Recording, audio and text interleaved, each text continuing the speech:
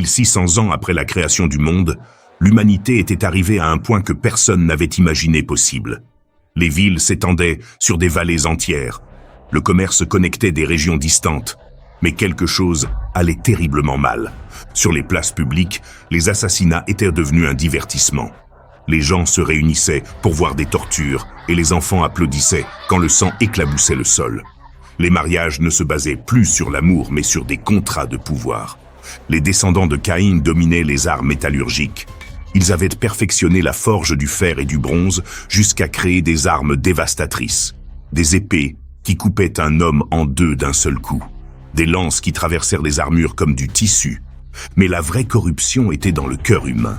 Les fils de Seth, qui pendant des générations avaient adoré le vrai Dieu, commencèrent à se marier avec les filles des hommes.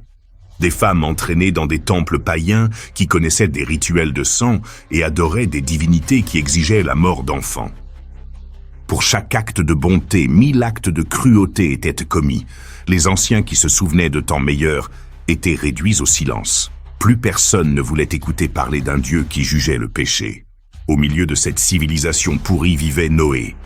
10e depuis Adam, petit-fils de Mathusalem, il avait gagné une réputation particulière. Il était agriculteur, avait 3 fils adultes, et sa ferme produisait les meilleures récoltes de la région. Mais il y avait quelque chose en lui qui mettait ses voisins mal à l'aise. Tandis que tous adoraient des idoles d'or et d'argent, Noé érigeait des autels de pierre aux dieux invisibles. Tandis que d'autres célébraient des festivals violents, il réunissait sa famille pour prier. Ses voisins le respectaient parce qu'il était prospère et honnête, mais ils le considéraient comme démodé. La vérité est que Noé se sentait complètement seul spirituellement. C'était comme être la seule personne sobre dans une fête où tout le monde est ivre. Ses propres fils luttaient avec cette tension. Sem avait hérité quelque chose de la foi paternelle, Japheth admirait Noé mais enviait d'autres jeunes, et Cham avait ses propres idées. Ce fut lors d'une nuit d'insomnie que tout changea. Il était sorti se promener dans ses champs, regardant les étoiles, et se demandant combien de temps encore il pourrait supporter tant de méchanceté. « Jusqu'à quand, Seigneur ?» murmura-t-il vers le ciel. « Jusqu'à quand vas-tu permettre que cela continue ?» Alors une lumière apparut devant lui. Pas comme le soleil ou une torche. Elle était différente, plus intense, mais sans blesser les yeux. Comme si la lumière avait sa propre personnalité. Noé tomba immédiatement à genoux. Son corps trembla, non de froid, mais de quelque chose qu'il n'avait jamais expérimenté. Terreur et révérence simultanées. Il savait qu'il était en présence du sacré. Alors vinrent les images. Il voyait de l'eau. Plus d'eau qu'il n'en avait vu de toute sa vie. Les villes où il avait grandi étaient submergées. Les montagnes pointaient à peine comme des îles. Les temples païens, les maisons, les marchés, tout sous un océan infini. Mais le pire étaient les sons, des cris, des milliers de cris, des voix d'hommes, de femmes, d'enfants, tous demandant de l'aide, suppliant pour de l'air. Les cris s'éteignaient graduellement, jusqu'à ce qu'il ne reste que le son de l'eau sur un monde silencieux. Il reconnut des visages spécifiques, ses voisins, des commerçants, des familles entières. Il les vit lutter contre les courants, s'accrocher à des bois flottants, disparaître sous les vagues. Et alors il entendit la voix. Elle n'était pas humaine, plus profonde que le tonnerre, mais plus douce que le murmure d'une mer. Une voix qui contenait amour et jugement, douleur et détermination. La fin de toute chair est arrivée devant moi, car la terre est remplie de violence à cause d'eux, et voici que je vais les détruire avec la terre. Noé s'effondra sur le sol. Son esprit luttait pour traiter ce qu'il avait vu. Était-ce réel? Était-il en train de perdre la raison? Les images continuèrent, montrant quelque chose de différent. Il vit du bois. Il se vit lui-même construisant une embarcation énorme. Et il vit des animaux. Des couples d'espèces dont il ne savait même pas qu'elles existaient. La vision se termina abruptement. La lumière disparut et Noé se retrouva seul, tremblant sous les étoiles. Mais les images restaient gravées dans son esprit. Il resta là jusqu'à l'aube, pleurant. Ce n'était pas seulement de la peur. C'était une douleur profonde pour tous ces gens qu'il avait vus mourir. Il ressentait aussi quelque chose d'inexplicable, comme s'il comprenait des choses qu'il n'avait jamais comprises. La gravité du péché, la patience de Dieu, le poids de la justice divine. Quand il rentra chez lui, Sa femme remarqua immédiatement le changement. Son visage était pâle, ses mains tremblaient. Il avait le regard de quelqu'un qui a vu quelque chose qui a changé à jamais sa perspective. « Qu'est-ce qui s'est passé ?» lui demanda-t-elle. Mais Noé ne put répondre. Comment lui expliquerait-il quelque chose comme ça? Les jours suivants furent une torture mentale. Pendant la journée, il essayait de maintenir des routines normales, mais les images l'assaillaient constamment. Il ne pouvait regarder ses voisins sans voir leur visage sous l'eau. Il ne pouvait marcher dans sa ville sans imaginer les rues submergées. La question qui le tourmentait le plus était « Pourquoi moi? Que suis-je censé faire avec cette information ?» Il essaya de se convaincre que ce n'avait été qu'un rêve. Mais il savait que ce n'était pas vrai. Ça avait été trop réel, trop spécifique, trop divin. Les nuits étaient pires. Chaque fois qu'il fermait les yeux, il voyait les mêmes images. L'eau interminable, les cris étouffés, l'embarcation gigantesque qu'il devait construire. Et ce ne serait pas la dernière fois que les cieux s'ouvriraient pour Noé. Ce qui viendrait après ferait que cette première vision semblerait à peine un murmure comparé au rugissement du jugement final. 3 nuits passèrent depuis la première vision, et Noé avait à peine fermé l'œil. Chaque fois qu'il essayait de dormir, les images revenaient comme des vagues. Mais cette fois, quelque chose de différent se passait. Les visions devenaient plus spécifiques, plus détaillées. La 4e nuit, quand il finit par s'endormir d'épuisement, la lumière réapparut. Mais maintenant, il ne voyait pas seulement la destruction. Il voyait des plans. Comme si quelqu'un lui montrait un projet de construction depuis le ciel. « Fais-toi une arche de bois de gopher, tu feras des chambres dans l'arche, et tu l'enduiras de poids en dedans et en dehors. » Les nombres commencèrent à arriver dans son esprit avec une précision qui l'effrayait. 300 coudées de long, 50 coudées de large, 30 coudées de haut. Chaque mesure se gravait dans sa mémoire, comme s'il les avait connues toute sa vie. Quand il se réveilla, Noé courut vers son petit atelier et commença à dessiner sur une plaque d'argile. Ses mains se mouvaient presque toutes seules, traçant des lignes et des mesures qu'il n'avait jamais vues auparavant. C'était comme si quelqu'un d'autre guidait sa main. La structure qu'il dessinait était monstrueuse. Si les mesures étaient correctes, cette embarcation aurait presque 140 mètres de long, 23 mètres de large et 14 mètres de haut. Elle était 3 fois plus grande que n'importe quel bateau qu'il avait vu dans les ports côtiers. Mais voici le problème. Noé vivait à plusieurs jours de distance de la mer la plus proche. Pourquoi quelqu'un aurait-il besoin d'un bateau en terre sèche? Ses voisins le considéraient déjà comme excentrique, mais cela les convaincrait qu'il avait complètement perdu la raison. Il commença à faire des calculs mentaux. La quantité de bois nécessaire serait extraordinaire. Il devrait abattre des forêts entières. Rien que pour obtenir le bois de gopher, qui selon les visions était un type spécifique d'arbres résineux, il devrait voyager vers des régions montagneuses où poussaient ces arbres. Le coût serait astronomique. Noé avait des économies de années de bonnes récoltes, mais cela consommerait tout ce qu'il avait accumulé pour la vieillesse de sa famille. Il devrait vendre des terres, du bétail, peut-être même sa maison. Et puis il y avait la question de la main-d'œuvre. Selon les visions, il devait construire cela lui-même avec l'aide de ses fils. 4 hommes pour construire quelque chose qui nécessiterait normalement des centaines de travailleurs pendant des années. Quand il finit par se donner le courage de parler à sa famille des nouvelles instructions, les réactions furent compliquées. Sa femme, qui était déjà inquiète de son état mental après les premières nuits d'insomnie, resta silencieuse pendant de longues minutes. Puis elle lui demanda s'il avait considéré consulter un médecin. « Chérie, peut-être as-tu besoin de te reposer. Tu travailles trop. » Sem, son fils aîné, avait toujours été le plus obéissant et respectueux. Il écouta toute l'explication sans interrompre, mais Noé pouvait voir l'inquiétude grandir dans ses yeux. « Père, si tu crois vraiment que Dieu te parle, eh bien je t'aiderai, mais tu dois comprendre que cela va tout changer pour nous. » Japhet, le plus jeune, montra initialement un peu d'excitation. Pour lui, l'idée de construire quelque chose d'aussi grand sonnait comme une aventure épique. Ce sera comme construire une montagne de bois. Les enfants du village viendront voir. Mais quand Noé lui expliqua les vraies dimensions et le travail que cela impliquerait, son enthousiasme s'évanouit rapidement. Cham fut le plus direct dans son scepticisme. « Papa, écoute-toi. Tu parles de construire un bateau géant au milieu du désert parce que tu as fait un rêve. Te rends-tu compte de ce que ça sonne ?» Son ton n'était pas irrespectueux, mais il y avait une frustration évidente. Qu'allons-nous dire aux gens? Que vont penser nos femmes?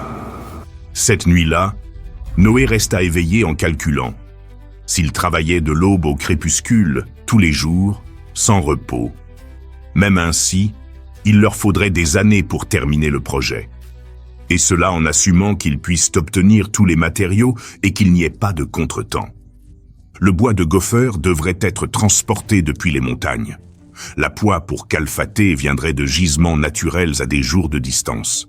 Les outils qu'ils avaient étaient basiques, hache, scie manuelle, marteau de pierre. Rien de conçu pour un projet de cette ampleur. Il y avait aussi les détails techniques qui le tourmentaient. Les visions lui avaient montré qu'il devait faire des chambres dans l'arche. Des compartiments séparés pour différents types d'animaux. Un système de ventilation. Des entrepôts pour la nourriture. Tout devait être parfait car une fois que le déluge commencerait, il n'y aurait pas de seconde chance. Ce qui l'inquiétait le plus était la responsabilité. Selon les visions, il serait responsable de préserver la vie animale de toute la Terre. Des couples de chaque espèce devraient tenir dans cette embarcation. Comment diable allait-il obtenir des animaux de continents dont il ne savait même pas qu'ils existaient? Durant les jours suivants, Noé commença à visiter des marchands de bois dans la région. Les conversations étaient gênantes. « J'ai besoin d'acheter du bois de gopher, beaucoup de bois de gopher. »« Pourquoi en as-tu besoin, Noé ?»« Pour un projet de construction. » « Quel type de projet nécessite tant de bois ?» Et c'est là que les choses devenaient difficiles. Il ne pouvait expliquer qu'il construisait une arche pour un déluge mondial sans avoir l'air complètement fou. Les prix qu'on lui quota furent dévastateurs. Rien que le bois de base coûterait plus que ce qu'il avait gagné ces 5 dernières années. Et cela sans compter la poix, les outils supplémentaires, les clous de bronze et les autres matériaux nécessaires. Cette nuit-là, en révisant ses finances, Noé eut un moment de véritable panique. Et s'il était vraiment en train de perdre la raison? Et s'il était sur le point de ruiner économiquement sa famille en poursuivant des hallucinations? Mais alors il se souvint de la voix, la clarté des instructions, la précision des mesures, l'autorité divine qu'il avait sentie. Ce n'avait pas été une hallucination, ça avait été trop réel, trop spécifique. Il prit la décision la plus difficile de sa vie.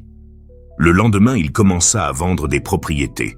D'abord les terrains qui n'étaient pas essentiels pour la survie familiale, puis une partie du bétail.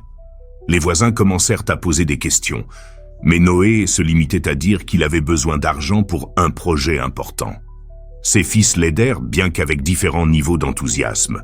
Sem travaillait en silence, clairement inquiet mais loyal. Japheth posait des questions constantes sur les détails techniques. Cham accomplissait ses tâches, mais Noé pouvait sentir sa résistance grandir chaque jour.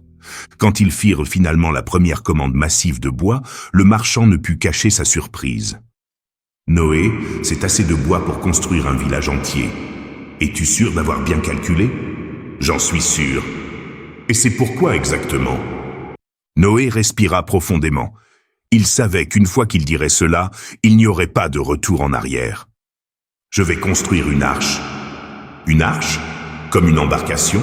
Ici en terre sèche ?»« Oui. » Le marchand le regarda comme s'il lui avait poussé une seconde tête. Puis-je demander pourquoi? Parce que Dieu me l'a ordonné. Et c'est là que tout changea.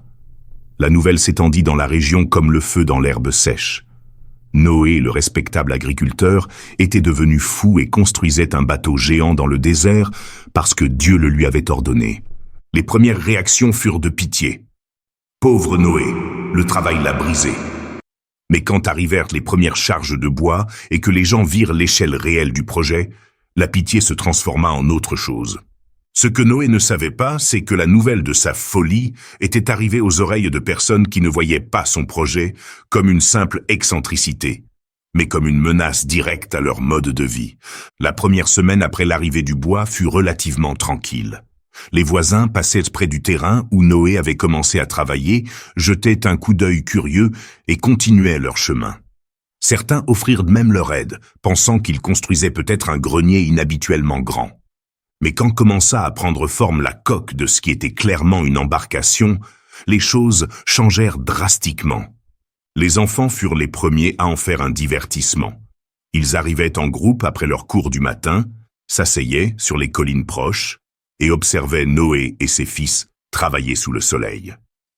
Au début, ils ne faisaient que regarder en silence, mais bientôt commencèrent les commentaires. « Hé, regardez le fou du bateau! Croyez-vous qu'il pense qu'il va pleuvoir tant qu'il aura besoin d'un bateau? Mon papa dit que Noé a perdu la tête à force de trop travailler. » Les rires des enfants pouvaient s'entendre depuis le site de construction. Japhet, qui n'avait que quelques années de plus que les garçons qui se moquaient, commença à montrer des signes de honte. Pendant les pauses, Noé le voyait regarder vers les collines où se réunissaient les spectateurs avec une expression qui mélangeait douleur et colère. Les marchands qui apportèrent des matériaux n'aidaient pas non plus. Certains posèrent des questions apparemment innocentes, mais avec un sourire moqueur qui ne passait pas inaperçu. « Et quand prévois-tu de le mettre à l'eau, Noé ? Vas-tu aussi construire un canal d'ici à la mer ? J'espère que tu as inclus des roues dans tes plans. » Mais ce furent les femmes du marché qui transformèrent vraiment la situation en calvaire social pour la famille. Quand la femme de Noé allait acheter des provisions, elle se retrouvait avec des groupes qui suspendirent leur conversation en la voyant arriver. Les sourires forcés, les salutations gênantes, et pire encore, les conversations qu'elle entendait accidentellement. Pauvre femme, elle doit beaucoup souffrir. On dit que Noé dépense toutes ses économies dans cette folie. Mes enfants m'ont demandé si nous allions aussi construire un bateau. Quelqu'un devrait lui parler avant qu'il ne ruine complètement sa famille. La pression sociale s'intensifia quand certains des voisins les plus proches décidèrent de prendre les choses en main. Un groupe d'anciens respectés de la communauté s'approcha de Noé pendant un après-midi de travail. « Noé, nous devons te parler. » Il posa ses outils et s'approcha, les mains tachées de poids et le visage couvert de sueur. « Nous sommes inquiets pour toi, fils. Ce projet à toi cause du remue-ménage dans toute la région. Ce n'est pas juste un projet, c'est une instruction divine. » Les anciens échangèrent des regards gênés. « Noé, nous connaissons ta famille depuis des générations. Vous avez toujours été des gens sensés, travailleurs. Mais cela quoi ? Cela affecte ta famille. Tes fils sont humiliés publiquement. Ta femme peut à peine aller au marché sans faire face à des commentaires. Et toi, tu dilapides l'héritage familial en bois. » Noé respira profondément. « Je comprends votre inquiétude, mais je ne peux pas m'arrêter. Vous n'étiez pas là quand Dieu m'a parlé. Vous n'avez pas vu ce que j'ai vu. » « Et qu'as-tu vu exactement ? » ?»« J'ai vu la fin du monde. J'ai vu l'eau couvrir toute la terre. J'ai vu toute l'humanité, excepté ceux qui seront dans cette arche. » Le silence qui suivit fut gênant. Un des anciens finit par parler. « Noé, as-tu considéré la possibilité que tu aies peut-être été en train de rêver ? Les hommes de ton âge ont parfois des visions étranges quand ils sont sous beaucoup de stress. Ce n'était pas un rêve. Alors explique-nous quelque chose. Si Dieu va vraiment détruire le monde avec de l'eau, pourquoi ne l'a-t-il dit à personne d'autre ? Pourquoi seulement à toi ? » C'était une question qui avait tourmenté Noé pendant des semaines. « Je ne sais pas. Je sais seulement que je dois obéir. » Les anciens partirent de sans avoir rien accompli. Mais la conversation s'étendit dans toute la communauté. Maintenant, les gens ne pensaient pas seulement que Noé était fou, mais qu'il était dangereusement obstiné dans sa folie. Les choses empirèrent quand quelques jeunes commencèrent à visiter le site de construction après la tombée de la nuit. Au début, ils ne faisaient que du bruit, criaient des choses de loin. Mais une nuit, ils trouvèrent des outils déplacés, des clous éparpillés sur le sol et des bois qui avaient été coupés délibérément. Ce fut Cham qui suggéra de confronter les vandales. « Père, c'en est assez. Nous devons nous défendre. » Mais Noé refusa. « Nous ne pouvons pas répondre par la violence. Cela ne ferait que confirmer ce qu'ils pensent déjà de nous. Et que sommes-nous censés faire ? Laisser qu'ils détruisent notre travail. Nous faisons confiance à Dieu pour qu'il protège ce qu'il nous a ordonné de construire. » Cham ne fut pas convaincu, et cette nuit-là, Noé l'entendit discuter avec animation avec ses frères. Les mots qui lui firent le plus mal furent « Et si papa se trompe vraiment ? Et si nous sacrifions nos vies pour rien ? La situation devint encore plus compliquée quand commencèrent à arriver des visiteurs d'autres régions. La nouvelle du fou qui construit un bateau dans le désert s'était étendue au-delà de leur communauté immédiate. Des marchands qui passaient dans la zone faisaient des détours juste pour voir le spectacle. Certains étaient simplement curieux, mais d'autres arrivaient avec des intentions moins innocentes. Il y avait ceux qui venaient pour se moquer ouvertement, d'autres qui essayaient de convaincre Noé de vendre le bois avant qu'il ne se rende compte de son erreur, et quelques-uns qui suggéraient qu'il avait besoin d'aide médicale urgente. Un jour arriva un groupe de prêtres des temples proches. Ils étaient venus spécifiquement pour enquêter sur les affirmations de Noé concernant les révélations divines. « Alors tu dis que le Dieu invisible t'a parlé directement ?»« Oui. Et il t'a dit qu'il allait détruire toute la création, toute l'humanité, tout être vivant qui respire de l'air. C'est intéressant parce que nos dieux n'ont rien dit sur la destruction. En fait, ils nous ont promis une prospérité continue. » Noé ne répondit pas. Il savait que cela ne servait à rien de discuter de théologie avec des prêtres qui adoraient des idoles de pierre. « Sais-tu quel est notre diagnostic, Noé ? Nous croyons que tu as été trop longtemps sous le soleil. La chaleur peut faire qu'un homme voie et entende des choses qui n'existent pas. » Quand ils partirent, un d'eux cria assez fort pour que d'autres entendent « Si ton Dieu va vraiment détruire le monde, dis-lui de nous prévenir avec plus d'anticipation la prochaine fois. » Les éclats de rire qui suivirent pouvaient s'entendre depuis plusieurs pâtés de maison. Cette nuit-là, pendant que Noé révisait le progrès de la journée, il calcula qu'ils avaient terminé peut-être 5% de la structure totale. À ce rythme, et avec les interruptions constantes et les sabotages mineurs, il leur faudrait des années pour terminer. Mais quelque chose d'autre l'inquiétait. L'hostilité grandissait. Ce n'était plus seulement des moqueries et des commentaires sarcastiques. Il pouvait sentir une vraie tension dans l'atmosphère. Certains des hommes les plus jeunes de la région le regardaient avec quelque chose qui semblait être de la haine genuine. Noé ne savait pas que les moqueries n'étaient que le commencement. Il y avait des forces dans la région qui commençaient à voir son projet non comme une simple folie, mais comme quelque chose qui défiait directement l'ordre établi. Et ces forces n'étaient pas disposées à le tolérer beaucoup plus longtemps. Tandis que Noé luttait quotidiennement contre les moqueries et le sabotage de son projet, les visions nocturnes continuèrent d'arriver. Mais ces nouvelles révélations ne portaient pas sur la construction de l'arche. Elles portaient sur la raison pour laquelle le jugement était nécessaire. Dieu lui montrait la véritable profondeur de la corruption humaine. Une nuit, la vision le transporta directement au cœur de la plus grande ville de la région. Ce qu'il vit là le laissa sans voix pendant des jours. Dans le temple principal où l'on était censé adorer le Dieu de la prospérité, se réalisaient des rituels qui étaient trop horribles pour être décrits complètement. Les prêtres n'exigeaient pas seulement des sacrifices d'animaux, mais d'enfants. Des bébés nouveau-nés étaient jetés dans des fours allumés, tandis que les multitudes chantaient et applaudissaient. Les mères qui pleuraient leurs enfants étaient réduites au silence à coups. Les pères qui résistaient étaient exécutés publiquement. Et tout cela se faisait au nom de la prospérité économique et de la protection divine. Mais ce n'était pas le pire. Dans les chambres souterraines du temple, Noé vit quelque chose qui le fit vomir même dans la vision. Les prêtres avaient établi ce qu'ils appelaient des mariages sacrés entre adultes et enfants. Des petites filles d'à peine 7 ans étaient consacrées à des hommes adultes dans le cadre de rituels religieux. Les cris de ces créatures innocentes résonnaient dans les tunnels souterrains, tandis que les perpétrateurs justifiaient leurs actes comme service aux dieux. Et les gens ordinaires, les gens que Noé voyait tous les jours au marché, non seulement le savaient, mais le soutenaient activement.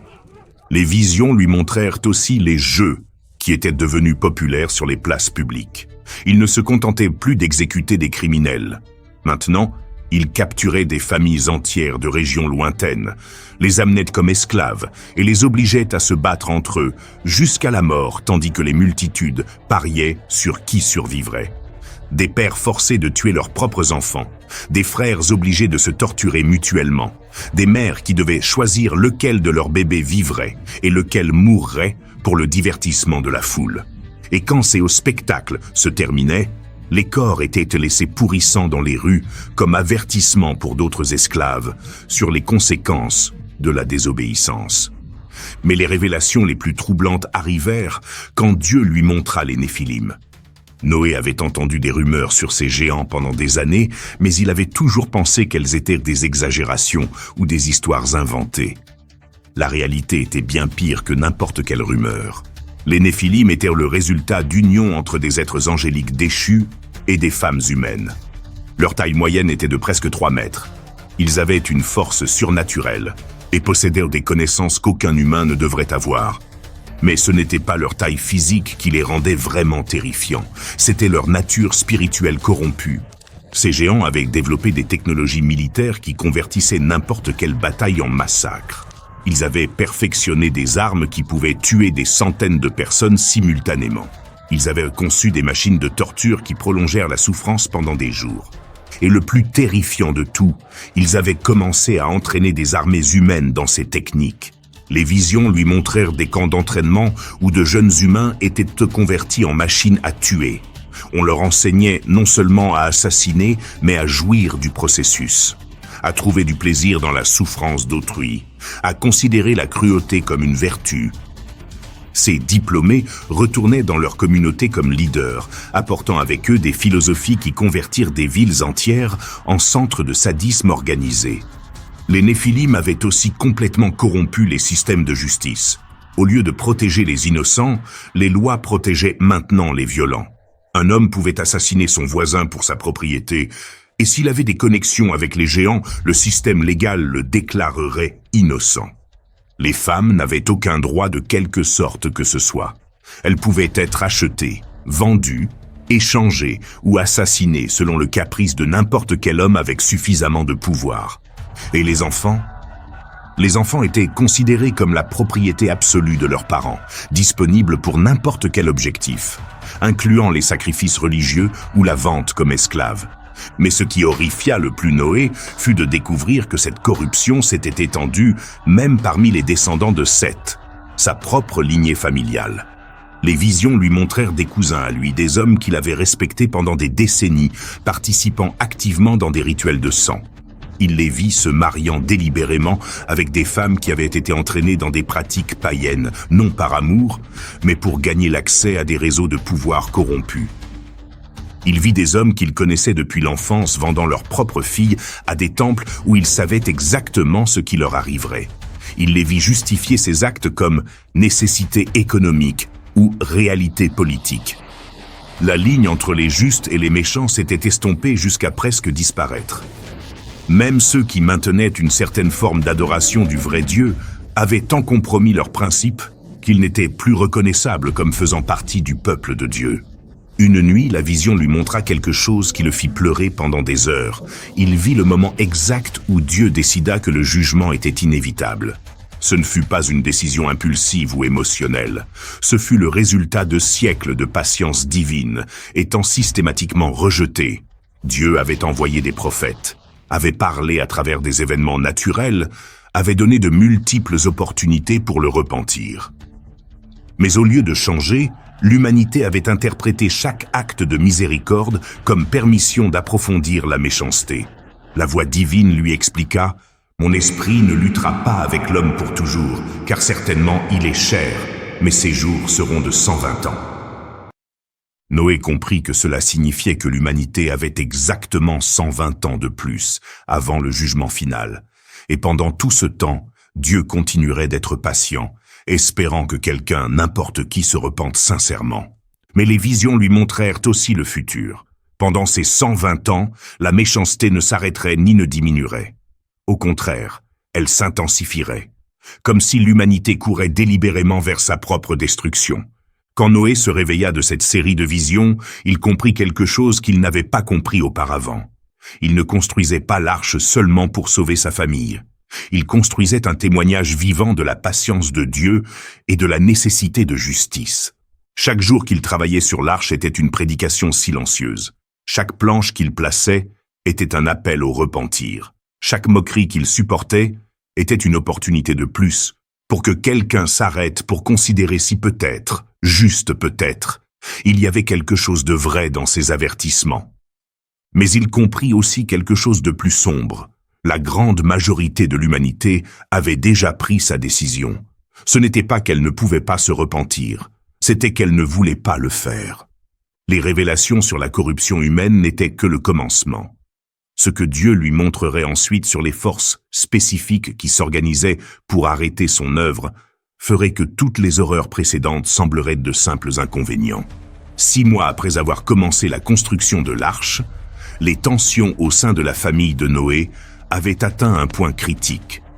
Et l'épicentre de ces tensions avait un nom, Cham. Cham était né avec un don naturel pour le leadership. Il était charismatique, intelligent et avait une habileté spéciale pour faire que les gens se sentent importants quand il leur parlait. Dans des circonstances normales, celles-ci auraient été des qualités admirables. Mais au milieu du projet le plus controversé de la région, elles étaient devenues un problème sérieux. Contrairement à Sem qui travaillait en silence accomplissant chaque tâche que son père lui assignait, ou Japheth, qui au moins gardait ses doutes pour lui, Cham avait commencé à exprimer ouvertement sa frustration. Il ne le faisait pas de manière directement irrespectueuse. Il était trop intelligent pour cela. Au lieu de confronter Noé frontalement, il avait développé une série de questions légitimes qu'il posait pendant les repas familiaux. « Père, as-tu considéré ce qui va arriver à nos femmes quand tout cela sera terminé? Elles n'ont pas demandé à faire partie de cette situation. As-tu pensé à comment nous allons maintenir nos futurs enfants si nous dépensons toutes nos ressources dans ce projet? Que se passe-t-il si la vision avait un sens symbolique et si elle ne parlait pas littéralement de construire un bateau? » Chaque question était techniquement raisonnable, mais Noé pouvait percevoir l'agenda derrière elle. Cham semait systématiquement des doutes, non seulement dans son propre esprit, mais dans l'esprit de ses frères. Le problème s'intensifia quand Cham commença à passer du temps avec des jeunes de familles influentes de la région. Ce n'étaient pas nécessairement de mauvaises gens, mais ils représentaient tout ce que Noé considérait comme problématique dans sa génération. Obsédés par le statut social, focalisés sur les plaisirs immédiats et complètement désintéressés de tout type de responsabilité spirituelle. Ces nouveaux amis de Cham avaient des noms qui résonnaient dans les cercles de pouvoir locaux. Fils de riches marchands, neveux de leaders tribaux, jeunes qui n'avaient jamais eu à vraiment travailler pour obtenir quoi que ce soit dans la vie. Et tous partageaient une opinion très claire sur le projet de Noé. C'était une honte familiale qui devait être arrêtée. Cham, ta famille est respectée dans toute la région. Pourquoi ton père fait-il cela? Tu as du talent, du charisme, un avenir. Pourquoi gaspiller ta vie à construire une folie dans le désert?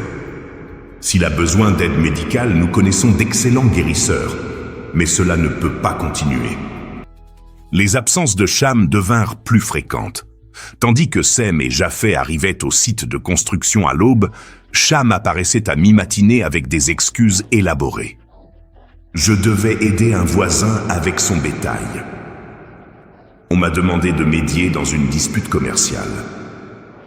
Il y a eu une urgence chez ma femme. » Noé savait que c'était des mensonges, mais il savait aussi que confronter directement Cham pourrait résulter en quelque chose de pire. Une rupture familiale complète. La situation atteignit un point d'inflexion une nuit quand Noé entendit des voix altérées provenant de la chambre où dormaient ses fils. Il s'approcha sans faire de bruit et put entendre Cham essayant de convaincre ses frères. « Regardez les faits objectivement. Papa dit que Dieu lui a parlé, mais quelqu'un d'autre a-t-il entendu cette voix? L'un de vous a-t-il eu des visions similaires? » « Cham, nous ne devrions pas questionner, » commença Semestre. « Pourquoi pas? Est-ce irrespectueux de poser des questions?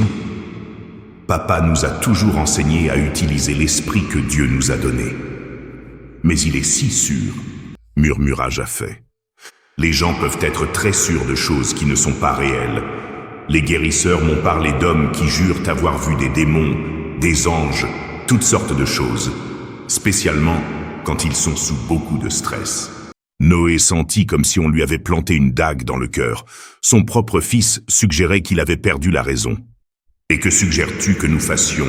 demanda Semestre. « Nous pourrions parler avec quelques anciens de la région. Des gens sages qui respectent papa, mais qui pourraient l'aider à voir les choses d'une autre perspective. Tu veux dire arrêter la construction? Je veux dire sauver notre famille avant qu'il ne soit trop tard. » Cette nuit-là, Noé ne dormit pas. non seulement à cause des doutes que Cham semait chez ses frères, mais parce qu'il reconnaissait quelque chose de douloureux. Les questions de son fils n'étaient pas complètement irrationnelles. Et s'il se trompait vraiment? Et si les visions avaient été le produit du stress et de la pression? Et s'il détruisait l'avenir de sa famille en poursuivant quelque chose qui n'existait que dans son imagination? Mais chaque fois que ses doutes l'assaillaient, il se rappelait la clarté de la voix divine, la précision des instructions, l'autorité surnaturelle qu'il avait sentie. Ce n'avait pas été une hallucination. Ça avait été trop réel. Les problèmes avec Cham se compliquèrent encore plus quand il commença à filtrer des informations sur les plans familiaux à ses nouveaux amis. Des détails sur le progrès de la construction, des dates estimées d'achèvement, même des spécifications techniques de l'arche. Noé se rendit compte de cela quand des marchands commencèrent à arriver offrant de racheter le bois à des prix ridiculement bas, suggérant qu'ils savaient exactement combien cela avait coûté et où cela avait été acheté. « Noé, nous avons entendu que tu reconsidères peut-être ce projet. Nous pourrions t'aider à récupérer quelque chose de ton investissement. » « Je ne reconsidère rien. Bon, si tu changes d'avis, l'offre est ouverte. Nous comprenons que parfois les hommes prennent des décisions sous pression qu'ils regrettent ensuite. » Quand Noé confronta Cham sur ces coïncidences, la réponse fut techniquement innocente mais clairement évasive. « Père, je ne contrôle pas ce que les gens disent ou font. Peut-être que quelqu'un d'autre parle de nos affaires. Quelqu'un d'autre connaît les détails spécifiques que seuls nous savons? Je ne sais pas quoi répondre à cela. » Mais Noé savait, et Cham savait qu'il savait. La crise familiale atteignit son point maximum quand Lemec, le leader tribal le plus influent de la région, demanda une réunion privée avec Cham. Ce n'était pas une invitation occasionnelle. Lemec ne parlait pas avec des jeunes à moins d'avoir des plans spécifiques pour eux. Cham accepta la réunion sans consulter son père. La conversation, selon ce que Cham raconta ensuite à Japheth, et que Japheth révéla finalement à Noé, avait été directe et terrifiante. « Cham, ton père est devenu un problème pour la stabilité de notre région. Son projet cause division, hystérie, perte de confiance en nos institutions. Seigneur, mon père est un homme bon qui croit obéir à son Dieu. Il peut être un homme bon, mais ses actions ont des conséquences négatives pour des gens bons. Comprends-tu la différence? Je crois que oui. J'ai besoin de savoir de quel côté tu es, jeune homme. Fais-tu partie du problème ou partie de la solution? Que suggérez-vous exactement? Je suggère que tu as un choix à faire. Tu peux continuer à être complice de la folie de ton père, ou tu peux nous aider à la résoudre d'une manière qui bénéficie à tous, y compris à ta famille. Et si je choisis mal, alors tu seras traité comme faisant partie du problème, et les problèmes, finalement, se résolvent. Ce n'était pas exactement une menace, mais ce n'était pas non plus exactement une conversation amicale. Cette nuit-là, Cham se confronta à la décision la plus difficile de sa vie. Il pouvait choisir la loyauté familiale et affronter les conséquences sociales et possiblement physiques. Ou il pouvait choisir la survie sociale et trahir son père. Pendant des heures, il marcha dans les champs sous les étoiles, luttant avec lui-même. Une partie de lui aimait sincèrement son père et respectait son intégrité. Mais une autre partie était fatiguée d'être associée aux fous de l'arche. À l'aube, il prit sa décision. Il rentra à la maison, alla directement au site de construction et pour la première fois en semaine, travailla toute la journée sans se plaindre ni poser de questions gênantes. Quand Noé lui demanda ce qui avait causé le changement, Cham répondit « J'ai décidé que je préfère me tromper avec ma famille plutôt que d'être seul et avoir raison. » C'était une réponse parfaite, trop parfaite. Noé embrassa son fils, reconnaissant pour la réconciliation apparente. Mais au fond de son cœur, une petite voix lui murmurait que peut-être c'était arrivé trop tard, que la graine de la trahison avait déjà été plantée. Ce que Noé ne savait pas, c'est que la décision de Cham de rester n'avait pas été motivée par la loyauté familiale, mais par une stratégie plus complexe, suggérée par Lemec lui-même. Parfois, la meilleure façon de détruire quelque chose est de le faire de l'intérieur. 8 mois après le début de la construction, quelque chose changea. Noé avait prié désespérément pour un signe, une confirmation externe qu'il ne poursuivait pas une fantaisie. Et alors commencèrent à se produire des choses que personne ne pouvait expliquer. Le premier incident se produisit un mardi matin. Noé et ses fils avaient lutté pendant des jours pour soulever une poutre particulièrement lourde qui formerait partie de l'armature centrale de l'arche. C'était un travail qui nécessiterait normalement au moins 10 hommes avec des poulies et des cordes spécialisées. Ils avaient essayé de multiples méthodes, leviers improvisés, rampes de terre. Ils avaient même considéré couper la poutre en sections plus petites. Rien ne fonctionnait. Le bois était trop lourd et l'angle trop compliqué. Ce matin-là, Noé s'approcha du site de travail avec une sensation étrange, comme si quelque chose allait être différent. Ses fils étaient déjà là, regardant la poutre avec des expressions de frustration. « Père, peut-être devrions-nous reconsidérer le design. Cette pièce est impossible à bouger avec seulement 4 personnes. Essayons une fois de plus. » Ils se positionnèrent aux endroits habituels, prirent les cordes, et en comptant jusqu'à 3, appliquèrent toute la force qu'ils avaient. À leur absolue stupéfaction, la poutre s'éleva comme si elle pesait la moitié du normal.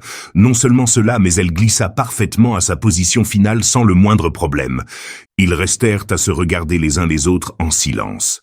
Japheth fut le premier à parler. « Avez-vous senti cela? C'était comme si quelqu'un d'autre aidait à porter. » Sem acquiesça lentement. Le bois se sentait léger, comme s'il avait un poids normal pendant une seconde, et puis quelque chose l'allégeait. Même Cham, qui avait cherché des explications rationnelles pour tout pendant des mois, ne put trouver une théorie qui expliquerait ce qu'ils avaient expérimenté. 2 jours plus tard, quelque chose d'encore plus inexplicable se produisit. Ils avaient travaillé sur la section d'entreposage quand ils se rendirent compte que les réserves de poids s'étaient épuisées. C'était un problème sérieux parce que la poix la plus proche était à 3 jours de voyage, et arrêter la construction pendant une semaine retarderait significativement le projet. Noé décida de réviser une fois de plus la zone d'entreposage, espérant peut-être trouver un baril qu'ils auraient manqué. Tandis qu'il marchait sur le périmètre de l'arche, il remarqua quelque chose d'étrange sur le sol. Il y avait une flaque de poix fraîche jaillissant directement de la terre, juste à côté des fondations de l'arche. Ce n'était pas un dépôt qu'ils avaient percé accidentellement. La terre avait été sèche à cet endroit le jour précédent. Ils creusèrent soigneusement autour de la zone et découvrirent que la poix continuait à jaillir comme une petite source. En 3 heures, ils avaient collecté suffisamment de poix pour plusieurs semaines de travail. « Comment est-ce possible ?» murmura Japheth, regardant le trou duquel continuait à émerger la substance noire et collante. « Je ne sais pas, » répondit Noé, mais dans son cœur il savait. C'était la même main qui avait mis les étoiles dans le ciel, fournissant exactement ce dont ils avaient besoin au moment exact. Le 3e miracle fut témoin par des personnes extérieures à la famille. Un marchand d'outils était arrivé pour livrer une commande de scies et de marteaux. Tandis qu'il déchargeait sa charrette, un des marteaux glissa de ses mains et tomba dans une fissure profonde entre les rochers.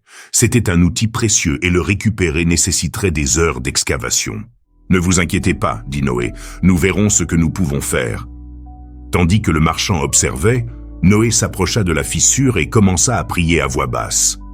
Ce n'était pas une prière dramatique ou théâtrale, simplement une conversation tranquille avec Dieu, demandant de l'aide. En quelques minutes, un aigle descendit, se posa sur le bord de la fissure et d'une manière ou d'une autre réussit à accrocher le marteau avec ses serres et le déposa aux pieds de Noé. Le marchand resta bouche bée. « Comment as-tu fait cela? Ce n'était pas moi, c'était Dieu pourvoyant pour ses objectifs. » L'homme partit cet après-midi-là, mais l'histoire s'étendit rapidement. En une semaine, il y avait 3 versions différentes circulant dans la région. Une qui disait que Noé pouvait contrôler les animaux sauvages, une autre qui suggérait qu'il avait des pouvoirs magiques, et une 3e qui insistait que tout avait été une coïncidence élaborément planifiée. Mais les miracles ne se limitèrent pas à la provision de matériaux. Ils commencèrent aussi à se manifester comme protection. Une nuit, un groupe de jeunes arriva au site de construction avec des intentions clairement malicieuses. Ils portaient des torches, des haches, et avaient bu suffisamment pour se sentir courageux pour quelque chose qu'ils n'oseraient normalement pas faire. Le plan était simple, brûler suffisamment de bois pour rendre le projet économiquement insoutenable. Si Noé ne pouvait pas se permettre de remplacer les matériaux détruits, il devrait abandonner sa folie. Ils s'approchèrent furtivement de l'arche vers minuit. Mais quand ils étaient à environ 50 mètres de la structure, quelque chose d'étrange commença à se produire. D'abord, ce fut un brouillard, dense, froid, qui apparut de nulle part dans une nuit qui avait été parfaitement claire. En quelques minutes, la visibilité se réduisit à peine quelques mètres. Puis vint le son, un rugissement bas et constant qui semblait venir de partout à la fois. Ce n'était pas le vent, parce qu'il n'y avait pas de brise. Ce n'étaient pas des animaux, parce que le son était trop uniforme. C'était comme si la terre elle-même grondait. Les jeunes s'arrêtèrent, déconcertés. Certains suggérèrent de retourner, mais le leader du groupe insista pour continuer. « C'est juste du brouillard. Continuons. » Mais quand ils essayèrent d'avancer, ils découvrirent qu'ils ne pouvaient pas s'orienter. Chaque pas qu'ils faisaient semblait les mener en cercle. Des endroits qu'ils étaient sûrs d'avoir dépassés apparaissaient devant eux encore et encore. Après une heure de marche sans arriver nulle part, la panique s'empara du groupe.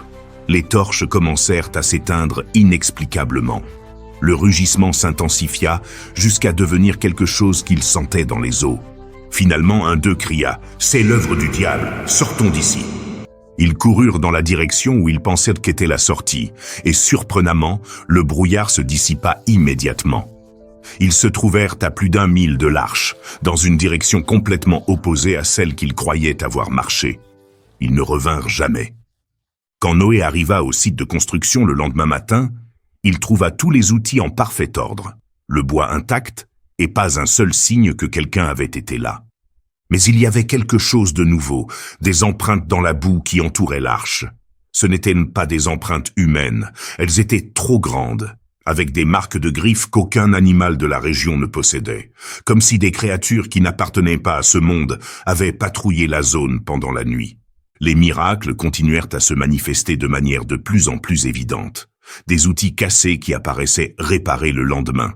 Des bois qui se courbaient parfaitement pour s'ajuster à des designs compliqués sans besoin de vapeur ou de chaleur.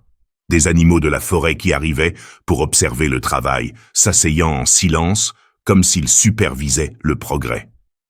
La réaction de la famille fut mitigée. Sem l'interpréta comme confirmation divine du projet. « Père, Dieu montre qu'il approuve ce que nous faisons. » Japhet était fasciné mais aussi quelque peu nerveux. C'est incroyable, mais cela fait aussi peur. C'est comme si nous étions au centre de quelque chose de beaucoup plus grand que ce que nous comprenons. Cham, prévisiblement, luttait pour trouver des explications alternatives. Peut-être y a-t-il des courants d'air souterrains qui affectent le comportement des animaux? Peut-être y a-t-il des gisements minéraux que nous ne connaissons pas? Mais même lui avait commencé à parler d'une voix plus basse, comme s'il craignait que quelque chose d'invisible puisse écouter. Les voisins eurent des réactions plus extrêmes. Certains commencèrent à visiter le site de construction avec une attitude complètement différente. Ils ne venaient plus pour se moquer, mais pour observer avec un mélange de respect et de crainte. D'autres devinrent plus hostiles. Si avant ils pensèrent que Noé était fou, maintenant ils soupçonnaient qu'il était impliqué dans quelque chose de surnaturel qui défiait l'ordre naturel des choses. Les miracles qui avaient commencé comme des bénédictions silencieuses deviendraient bientôt des signes impossibles à ignorer. Et quand cela se produirait, les forces qui s'opposaient à Noé ne verraient plus son projet comme une folie inoffensive, mais comme une menace réelle qui nécessitait une réponse définitive. Lamech n'était pas un homme qui se laissait facilement intimider. Pendant 30 ans, il avait construit un réseau de pouvoir qui s'étendait sur toute la région, contrôlant les routes commerciales, influençant les décisions tribales, et maintenant un équilibre délicat entre les différentes factions qui pourraient déstabiliser son autorité. Il était descendant direct de Caïn, mais ce n'était pas quelque chose dont il avait honte. Au contraire, il le considérait comme un avantage. Les descendants de Caïn avaient appris à survivre par l'intelligence, la ruse, et quand c'était nécessaire par la force. Ils ne dépendaient pas de révélations mystiques ou de promesses divines. Ils dépendaient d'eux-mêmes. Mais maintenant, pour la première fois en décennies, ils se sentaient véritablement menacés par quelque chose qu'ils ne pouvaient pas contrôler directement. Les miracles autour du projet de Noé. La situation avait évolué au-delà d'être simplement ennuyeuse. Les commerçants commençaient à poser des questions inconfortables sur les signes divins. Les jeunes qui suivaient normalement les directives des autorités établies commençaient à chuchoter sur « peut-être que Noé a raison ». Même certains de ses propres alliés les plus proches avaient commencé à exprimer des doutes. Lamech, peut-être devrions-nous considérer la possibilité qu'il y ait quelque chose de réel dans ce que dit cet homme. Tu veux dire que nous devrions prendre au sérieux ces affirmations sur la fin du monde ? Je veux dire que les choses qui se passent autour de sa construction n'ont pas d'explication naturelle. Et si elles n'ont pas d'explication naturelle, alors elles ont une explication surnaturelle, mais cela ne signifie pas qu'elles soient divines. Lamech était arrivé à une conclusion qui l'inquiétait profondément. Noé pourrait être véritablement connecté à des forces surnaturelles, mais cela ne signifiait pas que ces forces étaient bienveillantes, ou que leurs intentions étaient ce qu'elles semblaient être. Pendant des années, Lamech avait maintenu le contact avec certains êtres que les naïfs appelaient « dieux », mais qu'ils comprenaient comme des entités plus complexes. Des êtres qui avaient partagé la connaissance interdite avec l'humanité en échange d'adoration et de service. Des êtres qui avaient aidé à construire la civilisation actuelle et qui n'étaient pas intéressés à la voir détruite par les caprices d'une déité jalouse. Il était temps de consulter ses véritables alliés. La réunion eut lieu dans les chambres souterraines du temple principal, loin des oreilles indiscrètes. Lamech avait convoqué les dirigeants les plus influents de la région. Prêtres des temples principaux, commandants militaires, commerçants qui contrôlaient les routes économiques et certains des Néphilim qui servaient comme conseillers spéciaux. Messieurs, nous avons un problème qui nécessite une solution définitive. La description que Lamech fit de la situation fut méticuleuse. Il ne minimisa pas les miracles, ni n'essaya de les expliquer comme des coïncidences. Au contraire, il les présenta comme la preuve que des forces hostiles travaillaient activement pour déstabiliser l'ordre établi. Cet homme n'est pas simplement un prédicateur ennuyeux, il est un agent de force qui cherche à détruire tout ce que nous avons construit pendant des générations. L'un des prêtres principaux souleva une préoccupation valide. Mais que se passe-t-il s'il représente vraiment le Dieu suprême ? Que se passe-t-il si ces avertissements sont authentiques ? Ce fut l'un des Néphilim qui répondit, sa voix profonde résonnant dans les chambres de pierre. Les dieux sont nombreux, et leurs agendas ne coïncident pas toujours. Le fait qu'une déité ait du pouvoir ne signifie pas que ses désirs soient justes ou que nous devions nous soumettre sans résistance. Suggères-tu que nous luttions contre Dieu lui-même ? Demanda un commerçant nerveux. Je suggère que nous luttions pour notre droit d'exister selon nos propres termes. Si ce Dieu veut détruire la civilisation humaine, alors il devient l'ennemi de l'humanité, peu importe à quel point il est puissant. La logique était séduisante. Pendant des siècles, l'humanité avait progressé précisément parce qu'elle avait rejeté les limitations imposées d'en haut. Ils avaient développé la technologie, l'art, le commerce, les systèmes de gouvernement. Pourquoi devraient-ils renoncer à tout cela simplement parce qu'une déité avait décidé qu'il était temps de recommencer ? Lamech présenta son plan en étapes soigneusement conçues. Phase 1. Discréditer Noé devant les masses. Pas à travers des moqueries simples, mais par une campagne systématique de désinformation. Répandre des rumeurs sur sa santé mentale, sa stabilité financière, même sur son histoire morale. Phase 2.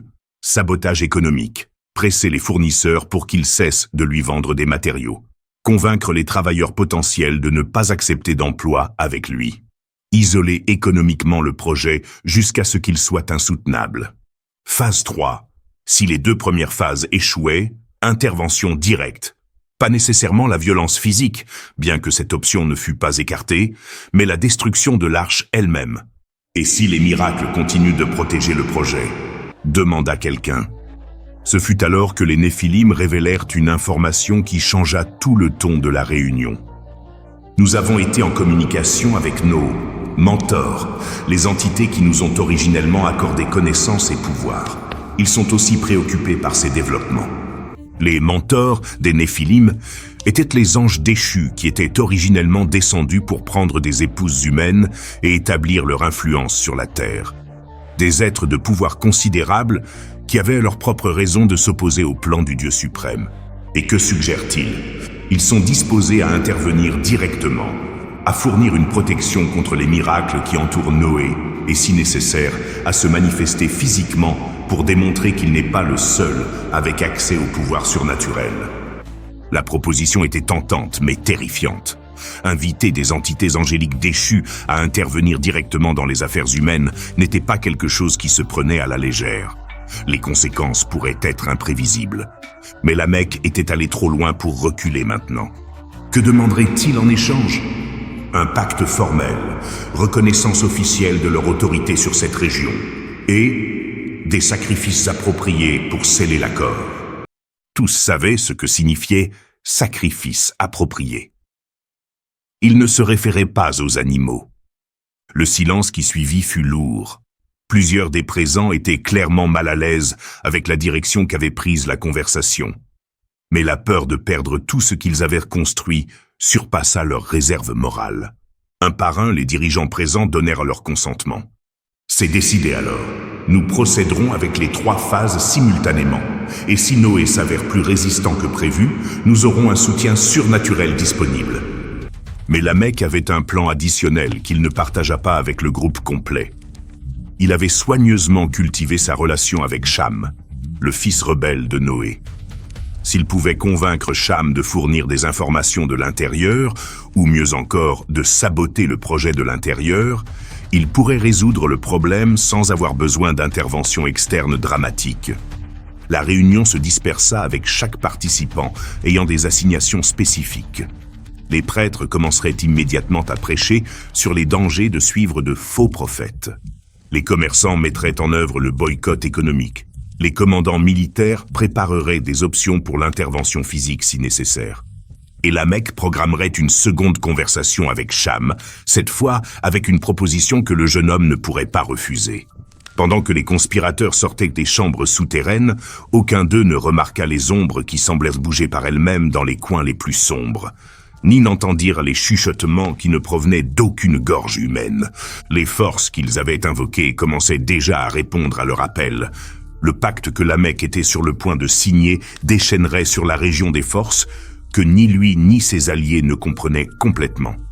Et quand ces entités anciennes se manifesteraient finalement, tant Noé que ses ennemis découvriraient qu'ils avaient sous-estimé les véritables dimensions de la bataille dans laquelle ils étaient impliqués. 1 an après le début de la construction, les visions de Noé prirent une intensité qui le laissait physiquement épuisé pendant des jours. Ce n'étaient plus de simples images ou instructions. Maintenant, c'étaient des expériences complètes qui le transportaient à différents moments du temps, comme si Dieu voulait qu'il comprenne exactement pourquoi le jugement était inévitable. Un matin, alors qu'il dormait difficilement après un autre jour de travail exténuant, la lumière familière apparut à nouveau. Mais cette fois, au lieu de lui montrer l'avenir, elle l'emmena dans le passé, très loin dans le passé. Il vit le moment exact où les premiers anges décidèrent d'abandonner leur position céleste. Ce ne fut pas une rébellion violente comme il l'avait imaginé. Ce fut une désertion graduelle, motivée par quelque chose qui le surprit, l'envie envers l'humanité. Les anges avaient observé comment Dieu accordait le libre arbitre aux humains, quelque chose qu'ils n'avaient pas reçu. Ils avaient vu comment les humains pouvaient choisir entre le bien et le mal, créer de l'art, expérimenter des émotions complexes, former des familles. Et certains d'entre eux décidèrent qu'ils voulaient cette expérience. Si les humains peuvent choisir, nous aussi pouvons choisir. Les premiers à descendre furent 200, dirigés par un nommé Semyaza. Leur plan initial n'était pas malicieux. Ils voulaient simplement expérimenter la vie physique, prendre des épouses humaines, avoir des enfants, vivre comme des mortels pendant un temps. Mais ce qu'ils n'avaient pas anticipé était comment la nature angélique se corromprait en se mélangeant avec la chair. Leurs enfants, les Néphilim, naquirent avec la force surnaturelle de leur père, mais sans leurs restrictions morales. Et les connaissances que les anges partagèrent avec leurs épouses humaines furent utilisées de manière qu'ils n'avaient jamais prévue. Azazel enseigna la métallurgie, mais les humains l'utilisèrent pour créer des armes de guerre plus dévastatrices. Kokabiel révéla l'astronomie, mais elle fut pervertie en astrologie et adoration des étoiles. Barakiel montra les secrets du climat qui furent convertis en rituels pour invoquer des tempêtes contre les ennemis. Chaque cadeau angélique se transforma en un outil de destruction ou de corruption. La vision se déplaça alors vers le présent, montrant à Noé la véritable étendue de la méchanceté qui dominait maintenant la terre. Ce n'étaient pas seulement les actes individuels de violence ou d'immoralité. C'était la systématisation du mal comme forme de gouvernement. Il vit des cités où le meurtre avait été légalisé comme méthode de résolution des disputes. Il vit des écoles où l'on enseignait aux enfants que la cruauté était une vertu nécessaire pour le succès. Il vit des temples où l'on adorait ouvertement les démons, non comme des êtres malveillants qui devaient être craints, mais comme des libérateurs qui avaient accordé à l'humanité la connaissance pour surpasser les limitations divines. Mais le plus perturbant était de voir comment la corruption avait infecté même les descendants de Seth, sa propre lignée familiale. La vision lui montra des cousins qu'il connaissait depuis l'enfance participant à des rituels où ils sacrifiaient leurs propres enfants nouveau-nés pour obtenir les faveurs d'entités démoniaques. Il les vit justifier ces actes comme pragmatisme nécessaire et évolution spirituelle. Il vit des hommes qui avaient autrefois adoré le vrai Dieu, maintenant enseigner à leurs enfants que tous les dieux étaient également valides, que la morale était relative, et que le pouvoir était la seule mesure réelle de la vérité. Alors la vision lui révéla quelque chose qui le fit pleurer pendant des heures. Elle lui montra la douleur de Dieu. Ce n'était pas la colère froide d'un juge impersonnel, c'était la souffrance profonde d'un père voyant ses enfants s'autodétruire.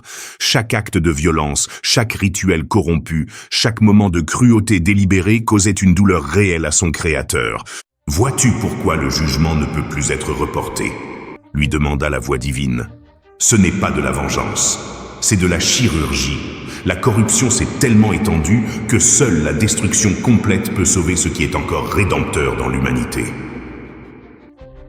Mais alors vinrent les révélations les plus spécifiques et terrifiantes. La vision lui montra le chronogramme exact du jugement à venir. Il vit la date précise où commencerait le déluge. Le 17e jour du second mois de l'an 600 de sa vie. Il manquait exactement 8 ans, 5 mois et 12 jours. Elle lui montra comment se développeraient les événements. D'abord s'ouvriraient les sources du grand abîme, d'énormes fissures dans la terre qui libéreraient les océans souterrains. Simultanément s'ouvriraient les cataractes des cieux, non pas simplement une pluie intense, mais comme si le firmament lui-même se déchirait et déversait les eaux qui étaient au-dessus du ciel. La pluie continuerait exactement 40 jours et 40 nuits. Mais l'eau ne se retirerait pas immédiatement. Elle resterait sur la terre pendant 150 jours complets, avant de commencer à descendre. Elle lui montra les montagnes les plus hautes de la région complètement submergées sous des mètres d'eau. Elle lui montra l'arche flottant au-dessus des sommets des montagnes qu'il connaissait depuis l'enfance, maintenant converties en fond d'un océan mondial. Et elle lui montra quelque chose qui le terrifia plus que la destruction elle-même. Elle lui montra les visages spécifiques des personnes qui mourraient dans le déluge. Il reconnut des commerçants avec qui il avait fait affaire pendant des décennies. Il vit des enfants qu'il avait vus jouer dans les rues de sa ville. Il vit des familles entières qu'il connaissait par leur nom, dont certaines incluaient des personnes qu'il considérait comme bonnes. « Pourquoi n'y a-t-il pas d'autres moyens ?» cria-t-il dans la vision. « Pourquoi ne peuvent-ils pas être sauvés aussi ?» La réponse qu'il reçut fut douloureuse mais claire. « Le salut est disponible pour qui le désire. L'arche que tu construis n'est que le symbole physique du salut. La vraie arche est l'obéissance à ma volonté et le repentir authentique. Quiconque entre dans cette arche spirituelle sera préservé. Mais comment peuvent-ils entrer s'ils ne savent pas qu'elle existe? C'est ta responsabilité. Tu es plus qu'un constructeur. Tu es un prédicateur de justice. Chaque jour où tu travailles sur l'arche est un sermon. Chaque personne qui demande pourquoi tu construis est une opportunité d'expliquer le repentir. » La pression de cette responsabilité faillit le briser. Il ne devait pas seulement construire une embarcation impossible avec des ressources limitées. Il devait aussi convaincre une civilisation entière de se repentir d'un style de vie qu'elle considérait comme normal et réussi. Quand la vision se termina, Noé se trouva sur le sol de sa chambre, trempé de sueur et tremblant incontrôlablement. Les images du déluge à venir étaient gravées dans son esprit, avec une clarté qui le tourmenterait pendant des années.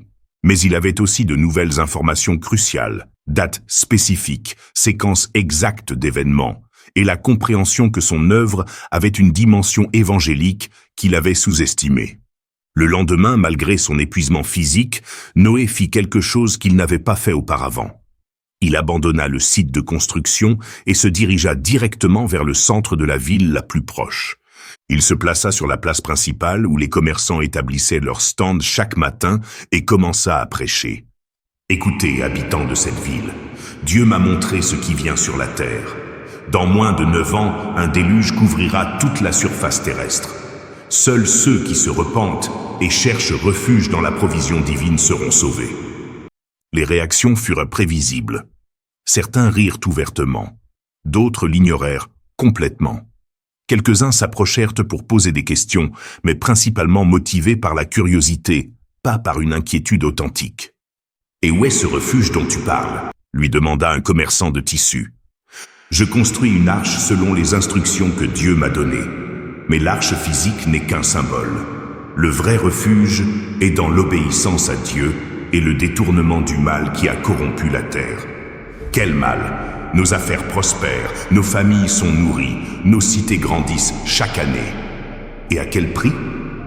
Combien de sang innocent est versé dans vos temples? Combien d'enfants sont vendus comme esclaves? Combien de cruauté considérez-vous normale parce qu'elle vous apporte des bénéfices? » Le commerçant s'éloigna, clairement irrité. Mais Noé remarqua que plusieurs autres avaient écouté l'échange et chuchotaient entre eux. Pendant les semaines suivantes, Noé établit une routine. Il travaillait sur l'arche pendant les matinées, mais dédiait les après-midi à prêcher dans différentes populations de la région. Son message était cohérent: repentir, jugement à venir et invitation à chercher refuge en Dieu. Les réponses variaient de l'indifférence à l'hostilité ouverte, mais occasionnellement, il trouvait quelqu'un qui semblait véritablement préoccupé. Une vieille femme lui dit « Jeune homme, j'ai vécu assez longtemps pour voir comment les choses ont changé. Peut-être as-tu raison sur le jugement. » Mais quand Noé lui demanda si elle serait disposée à changer sa façon de vivre, elle secoua la tête. « Je suis trop vieille pour des changements si dramatiques. » C'était la réponse la plus commune parmi ceux qui montrèrent quelque intérêt. Reconnaissance que quelque chose n'allait pas, mais résistance à prendre une action corrective.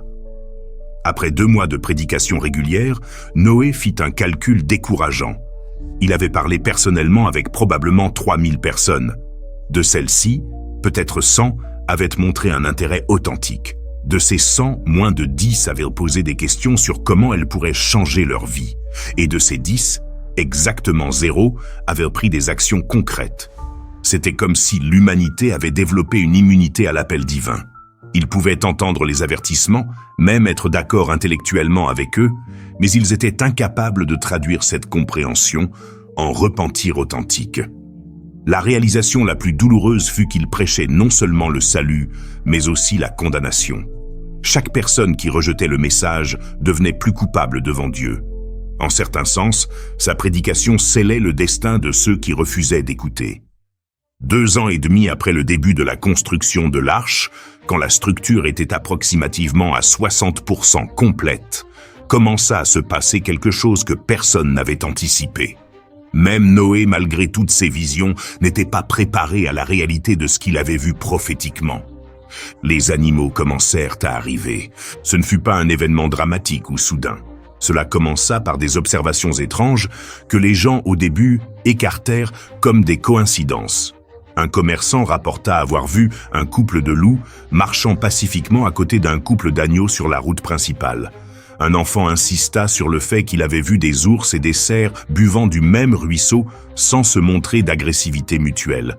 Mais quand les observations se multiplièrent et commencèrent à suivre un patron spécifique, elles ne purent plus être ignorées. Toutes les espèces semblaient voyager en couple. Toutes se dirigeaient dans la même direction, vers le site où Noé construisait l'arche. Et toutes montraient un comportement qui défiait tout ce qu'on savait sur la nature animale.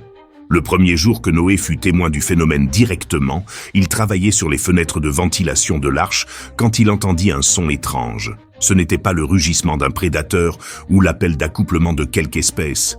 C'était quelque chose de plus semblable à une conversation. Il se pencha par le bord de la structure et vit quelque chose qui lui coupa le souffle. Un couple de lions africains était assis à environ 100 mètres de l'arche, apparemment en attente. À côté d'eux, complètement relaxé, il y avait un couple de gazelles. Près d'eux, un couple d'ours conversait. Il n'y avait pas d'autre mot pour décrire les sons qu'ils faisaient, avec un couple de lapins. Le plus impressionnant n'était pas seulement la proximité pacifique entre prédateurs et proies, c'était l'organisation. Les animaux avaient formé ce qui ne pouvait être décrit que comme une file ordonnée, comme s'ils savaient exactement ce qu'ils attendaient et dans quel ordre ils devaient procéder. « Sem, Japhet, Cham, venez voir ça !» Ses fils accoururent, et quand ils virent la scène, ils furent aussi surpris que leur père. « Comment est-ce possible ?» murmura Japhet. « Les lions devraient être en train de chasser les gazelles, pas assis à côté d'elles. »« Et comment savent-ils qu'ils doivent venir ici ?» ajouta Sem. « Certains de ces animaux ne sont même pas de cette région. » Cham, qui avait lutté avec des doutes pendant des mois, ne put trouver aucune explication rationnelle pour ce qu'ils étaient en train de voir. « Père, c'est exactement ce que tu as dit qui se passerait dans tes visions, n'est-ce pas ? Oui, mais le voir en personne est différent. » Pendant les heures suivantes, plus d'animaux continuèrent d'arriver. Des espèces que Noé reconnaissait et d'autres qu'il n'avait jamais vues auparavant. Chaque espèce arrivait en couple parfait. Un mâle et une femelle comme s'ils avaient été spécifiquement sélectionnés et appariés pour ce but. Ce qui l'étonna le plus fut la diversité. Il y avait des animaux qui avaient clairement voyagé depuis des continents distants. Des espèces qui n'avaient jamais été vues dans cette région. Des éléphants avec des défenses courbées de manière différente de ceux locaux. Des félins avec des patrons de taches complètement uniques. Des oiseaux avec des plumages de couleurs qui n'existaient pas dans la faune régionale. Mais il y avait aussi des animaux qui étaient clairement locaux, mais qui montraient des comportements totalement hors de caractère. Des serpents venimeux glissant pacifiquement à côté de souris. Des aigles perchés au sol à côté de colombes. Des crocodiles se reposant tranquillement pendant que de petits poissons nageaient près de leurs gueules ouvertes. En tombée de soirée du premier jour, Noé compta approximativement 200 espèces différentes, toutes organisées en couple, toutes attendant patiemment dans une formation qui semblait avoir été chorégraphiée par une intelligence supérieure. Mais le véritable impact du phénomène se fit évident quand commencèrent à arriver les spectateurs humains. La nouvelle s'étendit par la région avec la vitesse d'un incendie. Les animaux vont vers l'arche du fou. Il y a des bêtes de pays lointains marchant vers la construction de Noé. Les prédateurs et les proies vivent en paix près du bateau dans le désert. Pour le second jour, il y avait des multitudes de curieux arrivant depuis des populations distantes. Des commerçants qui abandonnèrent leur route pour voir le spectacle. Des familles entières qui voyagèrent pendant des jours seulement pour témoigner de quelque chose qui défiait toute logique naturelle. Les réactions furent variées et extrêmes. Certains spectateurs interprétèrent le phénomène comme preuve claire que Noé avait vraiment été envoyé par Dieu. Seul le pouvoir divin peut faire que les animaux se comportent ainsi. Peut-être devrions-nous écouter ce que cet homme a prêché ? D'autres cherchèrent désespérément des explications alternatives. Il doit y avoir quelque substance dans l'eau qui affecte le comportement animal. Peut-être que Noé utilise quelque type de sorcellerie pour contrôler les bêtes. Ceci doit être un truc élaboré d'une façon ou d'une autre. Mais la majorité observait simplement en silence abasourdi, incapable de traiter complètement ce qu'ils étaient en train de voir. Les prêtres des temples locaux arrivèrent en groupe pour enquêter sur le phénomène. Leur préoccupation était évidente. Si les miracles autour de Noé continuaient à devenir plus dramatiques, les gens pourraient commencer à questionner l'autorité de leur propre Dieu. « Comment expliques-tu ce comportement animal antinaturel ?» demanda le grand prêtre du temple de Moloch. « Il n'est pas antinaturel, c'est le comportement naturel qui existait avant que le péché ne corrompe la création. Les animaux répondent à l'autorité de Dieu sur la nature. Et tu supposes que ton Dieu a plus d'autorité sur les animaux que nos dieux ? Je ne suppose rien. Vous pouvez le voir de vos propres yeux. » Le prêtre n'avait pas de réponse adéquate pour cela. Pour le troisième jour, le nombre d'animaux avait grandi à des proportions qui commençaient à inquiéter Noé d'un point de vue logistique. Comment allait-il nourrir toutes ces créatures ? Où allaient-elles dormir pendant qu'elles attendaient ? Que se passerait-il si certaines des espèces les plus grandes décidaient de se battre malgré leur comportement pacifique actuel ? Mais ces préoccupations s'avérèrent être inutiles. Les animaux semblaient avoir une organisation propre qui ne nécessitait pas de supervision humaine. Les espèces qui avaient besoin d'herbe pour se nourrir gravitaient naturellement vers des zones où l'herbe était abondante. Les carnivores semblaient jeûner ou subsister avec de petites quantités de végétation, quelque chose qui normalement serait impossible. Et pendant les nuits, ils s'établissaient en groupes parfaitement organisés, avec les espèces les plus grandes formant des cercles protecteurs autour des plus petites. C'était comme observer une société animale utopique qui fonctionnait selon des principes que l'humanité avait oubliés il y a longtemps. Mais tous les observateurs humains n'étaient pas favorablement impressionnés. Lamech arrive au site accompagné de plusieurs de ses associés les plus proches, incluant 2 des Néphilim qui servaient comme ses conseillers militaires. Son expression, pendant qu'il observait la congrégation animale, était de préoccupation profonde mélangée avec de la colère à peine contenue. « Ceci ne peut pas continuer », murmura-t-il à l'un de ses compagnons. « Si nous laissons ce spectacle continuer, cela va convaincre la moitié de la région que Noé parle vraiment avec Dieu. Que suggères-tu ?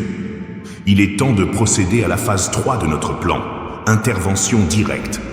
Avec tous ces témoins présents ? Spécialement avec tous ces témoins présents. Nous devons démontrer que les miracles de Noé ne sont pas uniques, qu'il y a d'autres forces surnaturelles disponibles pour ceux qui savent comment y accéder.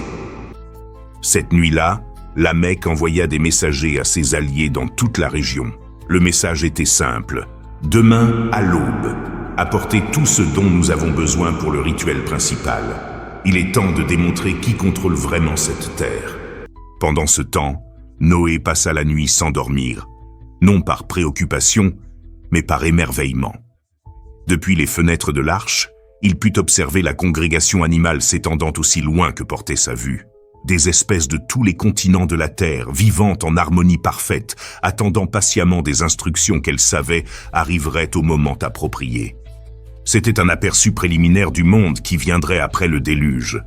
Un monde où la création fonctionnerait selon le dessein original de Dieu, sans la corruption qui avait converti la nature en une guerre constante de survie. Mais c'était aussi un rappel sobre de ce qui serait perdu. Toute cette diversité, toute cette beauté, toute cette complexité de la vie animale serait préservée.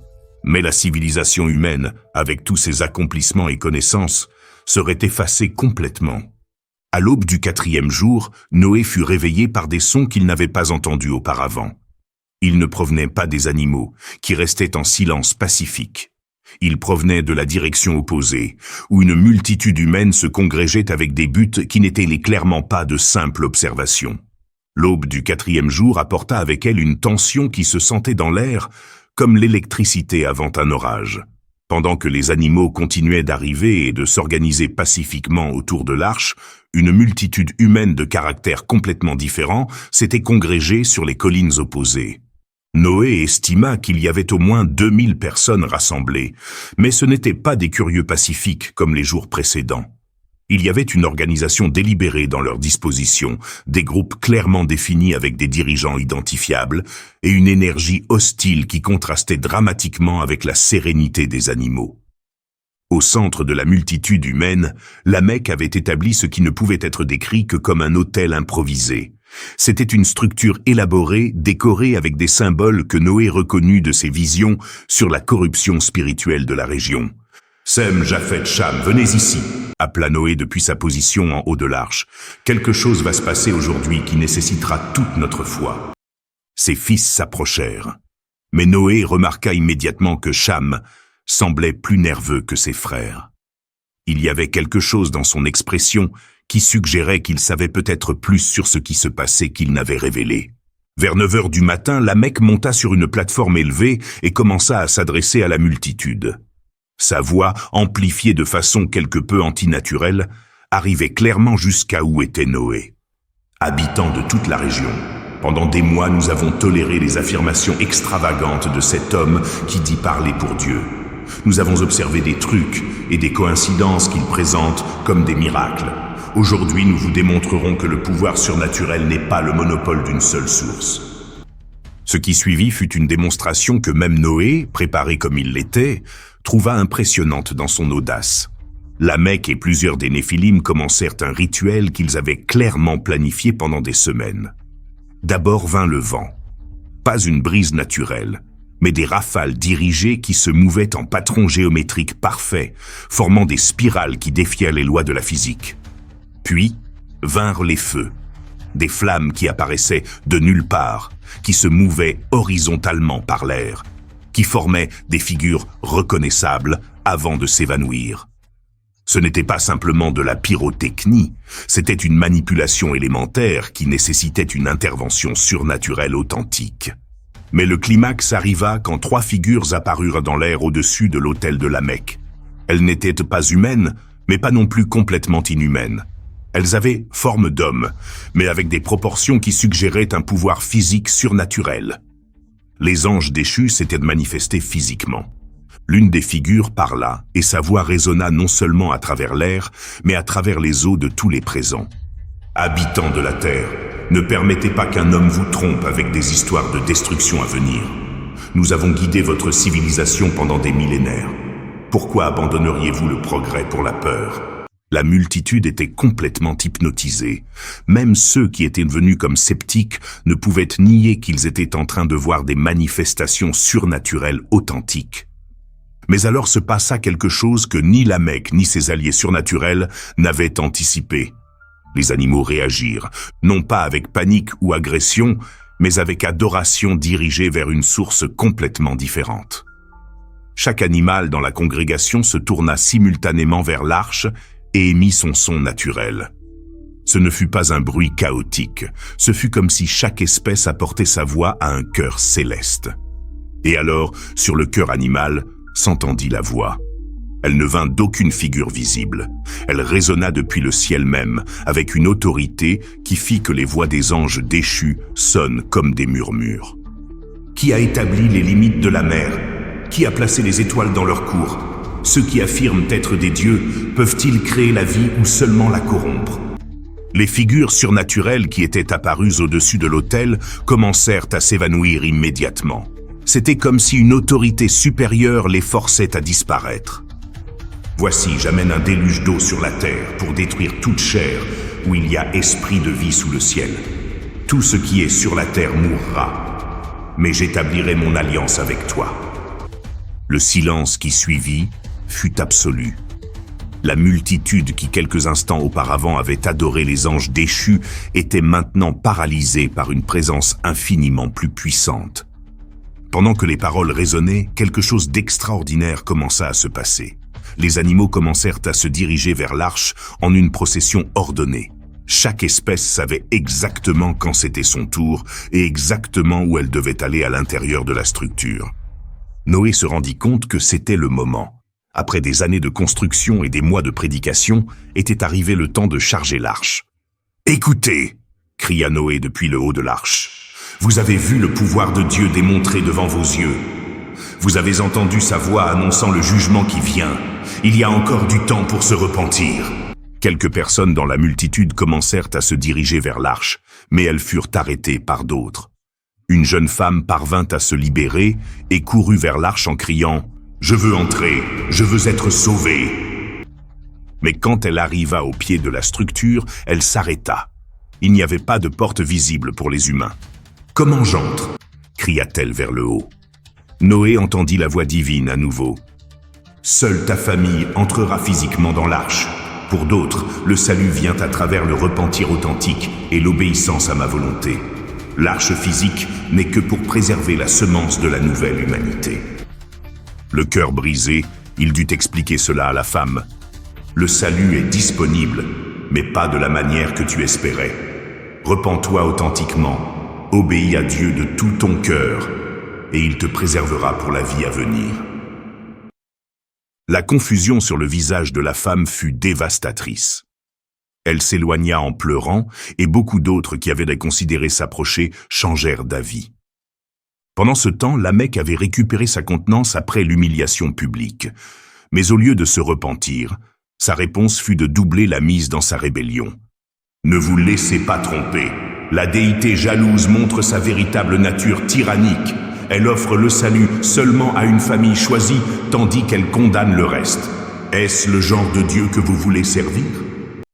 C'était un argument persuasif, et Noé put voir qu'il résonnait avec beaucoup de personnes. L'injustice apparente que seulement 8 personnes seraient préservées physiquement, tandis que des millions mourraient, semblait contredire les concepts de base d'équité. Le déluge n'est pas vengeance mais chirurgie, cria Noé. La corruption s'est tellement étendue que seule la destruction complète peut nettoyer la terre pour un nouveau commencement. Mais ces paroles se perdirent dans le bruit croissant de la multitude, qui maintenant se polarisait entre ceux qui voulaient fuir par terreur et ceux incités par la Mecque vers une hostilité ouverte. Si ce Dieu veut la guerre, alors il aura la guerre. Nous ne nous soumettrons pas passivement à la destruction, cria la Mecque. Noé se rendit compte que la congrégation n'avait pas été une coïncidence.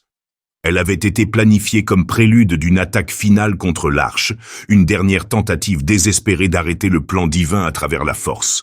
La bataille finale était sur le point de commencer. L'organisation de l'attaque finale avait été méticuleuse.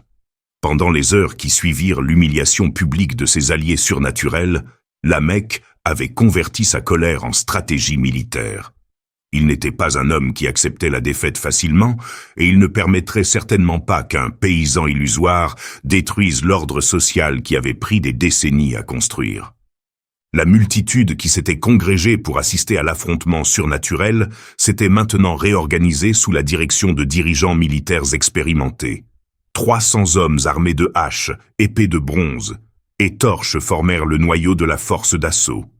200 autres se positionnèrent comme archers sur les collines environnantes.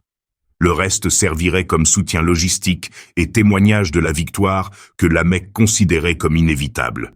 Le plan est simple, expliqua la Mecque à ses commandants. Nous détruisons l'arche complètement. Il ne peut pas rester une seule planche utilisable. Et si Noé et sa famille interfèrent? Il laissa la menace inachevée, mais sa signification était claire. « Qu'est-ce qui se passe avec les animaux ?» demanda l'un des capitaines. « Il y en a des milliers qui entourent la structure. Les animaux fuiront quand ils verront le feu et entendront les cris de guerre.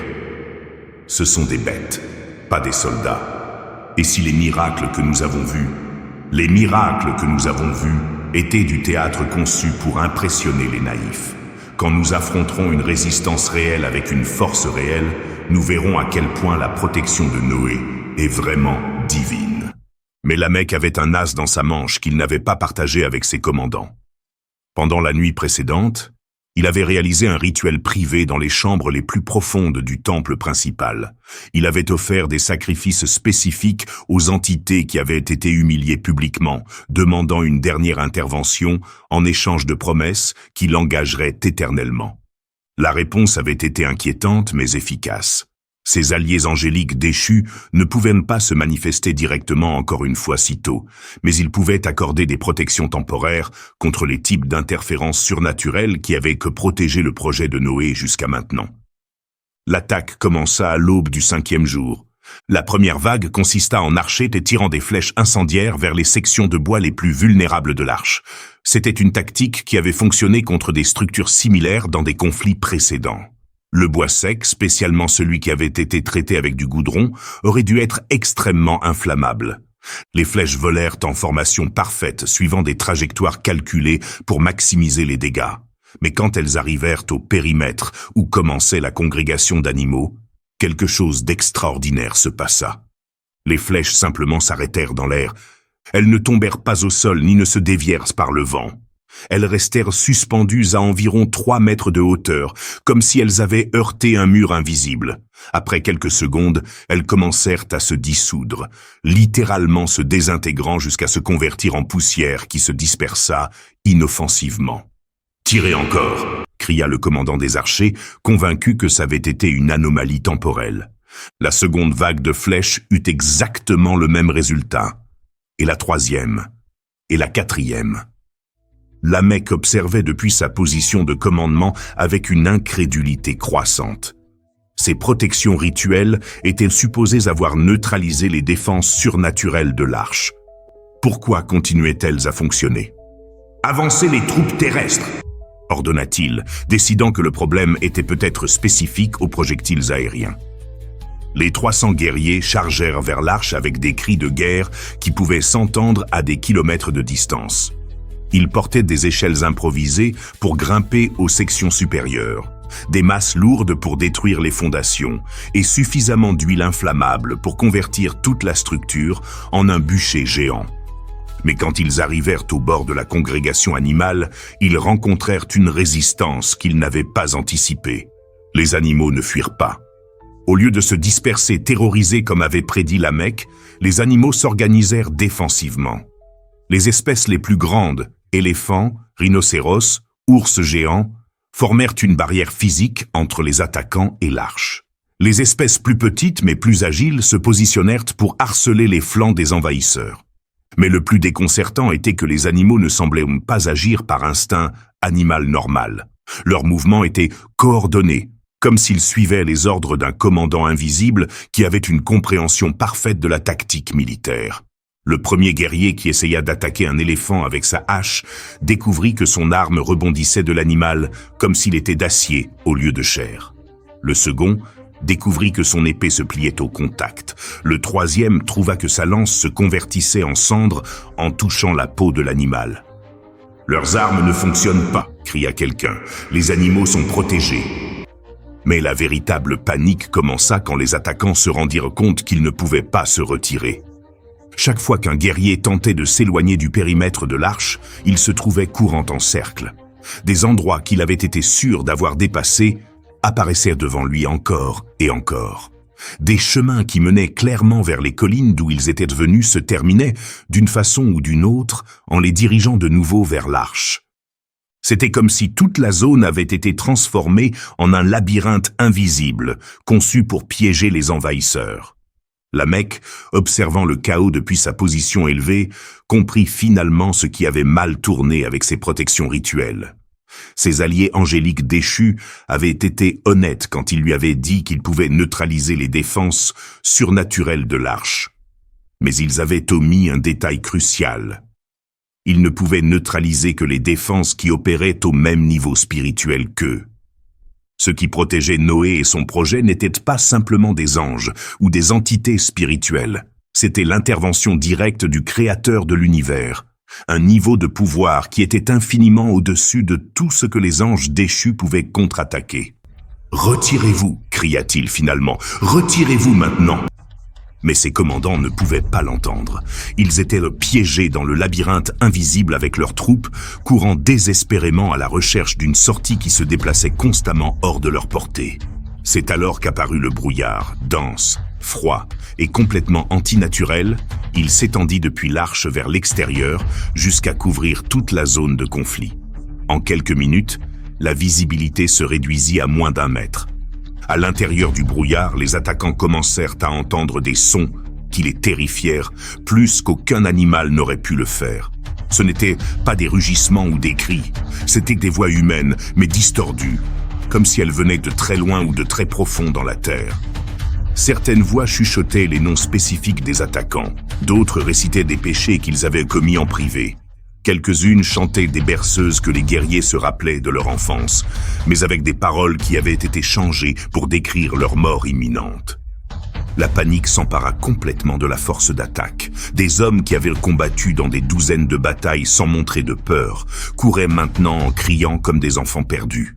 Certains jetèrent leurs armes et commencèrent à ramper au sol, suppliant le pardon à des dieux auxquels ils n'avaient pas cru pendant des années. Et alors, aussi soudainement qu'il était apparu, le brouillard se dissipa. Les attaquants se trouvèrent à plus de 3 kilomètres de l'arche, sur un terrain qu'aucun d'eux ne se rappelait avoir traversé. Leurs armes étaient éparpillées à leurs pieds, mais d'une façon ou d'une autre, toutes avaient été endommagées irréparablement. Des épées pliées en angles impossibles, des haches avec des manches fendues longitudinalement, des lances converties en poussière. La Mecque, qui avait réussi à maintenir sa position pendant toute l'épreuve, observa ses forces défaites se regrouper lentement sur les collines distantes. Des hommes qui étaient arrivés ce matin-là, comme des guerriers confiants, avaient maintenant le regard vide de ceux qui avaient vu quelque chose qui avait fondamentalement brisé leur compréhension de comment fonctionnait le monde. Plusieurs de ces commandants s'approchèrent, mais aucun ne pouvait faire un contact visuel direct. « Seigneur, nous ne pouvons pas lutter contre cela. Ce n'est pas naturel, ce n'est pas de ce monde. Suggérez-vous que nous nous rendions ? Nous suggérons que peut-être devrions-nous considérer la possibilité que Noé parle vraiment pour Dieu. » C'était exactement ce que la Mecque avait craint qui arriverait. La défaite militaire n'était pas seulement une perte tactique, c'était un effondrement complet de la confiance en son leadership et sa vision du monde. Pendant qu'il observait ses partisans se disperser vers leur foyer, Lamech accepta finalement une réalité qu'il avait niée pendant des mois. Les forces qui soutenaient Noé étaient véritablement supérieures à tout ce qu'il pourrait mobiliser. Mais cela ne signifiait pas qu'il se rendrait. Cela signifiait seulement qu'il avait besoin d'une stratégie complètement différente. Une semaine après l'assaut raté, quand les derniers spectateurs curieux s'étaient dispersés et que la région était revenue à un calme tendu, Dieu parla à Noé pour la dernière fois avant le déluge. Ce ne fut pas une vision nocturne cette fois, ce fut une voix claire en plein jour, pendant que Noé supervisait les dernières phases de chargement de l'arche. « D'ici 7 jours, je ferai pleuvoir sur la terre 40 jours et 40 nuits, et j'effacerai de la face de la terre tout être vivant que j'ai fait. » Les paroles résonnèrent non seulement dans les oreilles de Noé, mais dans tout son être. C'était l'annonce finale, le compte à rebours définitif pour le jugement qu'il avait attendu pendant plus de 2 ans. 7 jours. Après tout ce temps de construction, prédication et attente, il ne restait que 7 jours avant que commence la fin du monde tel qu'il le connaissait. La première réaction de Noé fut une panique logistique. Était-il vraiment prêt? Avait-il stocké suffisamment de nourriture?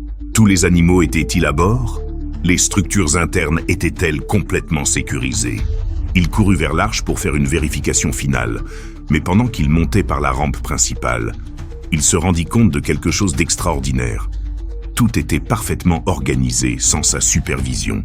Les animaux n'étaient pas seulement entrés dans l'arche, ils s'étaient distribués dans les compartiments appropriés selon un plan que personne n'avait conçu explicitement. Les espèces qui avaient besoin d'environnements similaires s'étaient regroupées naturellement. Les carnivores étaient dans des sections séparées de leurs proies usuelles, mais tous semblaient complètement pacifiques. Les provisions de nourriture que Noé avait accumulées graduellement pendant des mois s'étaient d'une façon ou d'une autre multipliées jusqu'à remplir complètement les entrepôts désignés. Il y avait du grain suffisant pour nourrir des milliers d'animaux pendant 1 an. Il y avait des fruits secs, des légumes préservés et même des types de graines que Noé ne se rappelait pas avoir collectées. « Père », l'appela Sem depuis une des sections supérieures, « viens voir ça ». Noé monta et trouva son fils debout devant une zone qui avait été vide le jour précédent. Maintenant, elle contenait des outils qui n'avaient pas été là auparavant. Des instruments agricoles parfaits pour cultiver sur un terrain qui n'existait pas encore. Des graines organisées dans des contenants étiquetés avec des noms de plantes en langue qu'il ne reconnaissait pas et même des parchemins avec ce qui semblait être des instructions détaillées pour établir la civilisation après le déluge. D'où tout cela vient-il ? Je ne sais pas. C'était ici quand je suis arrivé ce matin. C'était comme si l'arche était préparée non seulement par des mains humaines, mais par une providence qui anticipait des besoins qu'il n'avait même pas considérés. Pendant les 3 jours suivants, le phénomène continua. Chaque matin apportait de nouvelles additions mystérieuses. Des couvertures tissées avec des matériaux qu'ils ne pouvaient pas identifier, mais qui étaient extraordinairement chaudes et durables. Des instruments musicaux qu'aucun d'eux ne savait jouer, mais qui produisaient de beaux sons au moindre contact. Et même des livres écrits dans un style qui suggérait qu'ils contenaient des connaissances essentielles pour le monde post-déluge. Mais la préparation n'était pas seulement matérielle, elle était émotionnelle et spirituelle. Noé se rendit compte que lui et sa famille étaient préparés psychologiquement pour ce qui venait. Pendant ces dernières nuits, tous commencèrent à avoir des rêves vivides sur le monde qui viendrait après. Pas des cauchemars sur la destruction, mais des visions pleines d'espoir de terre propre, de cieux clairs et d'une humanité qui avait appris à vivre en harmonie avec la création. Japheth se réveilla un matin avec des larmes dans les yeux, mais non de tristesse.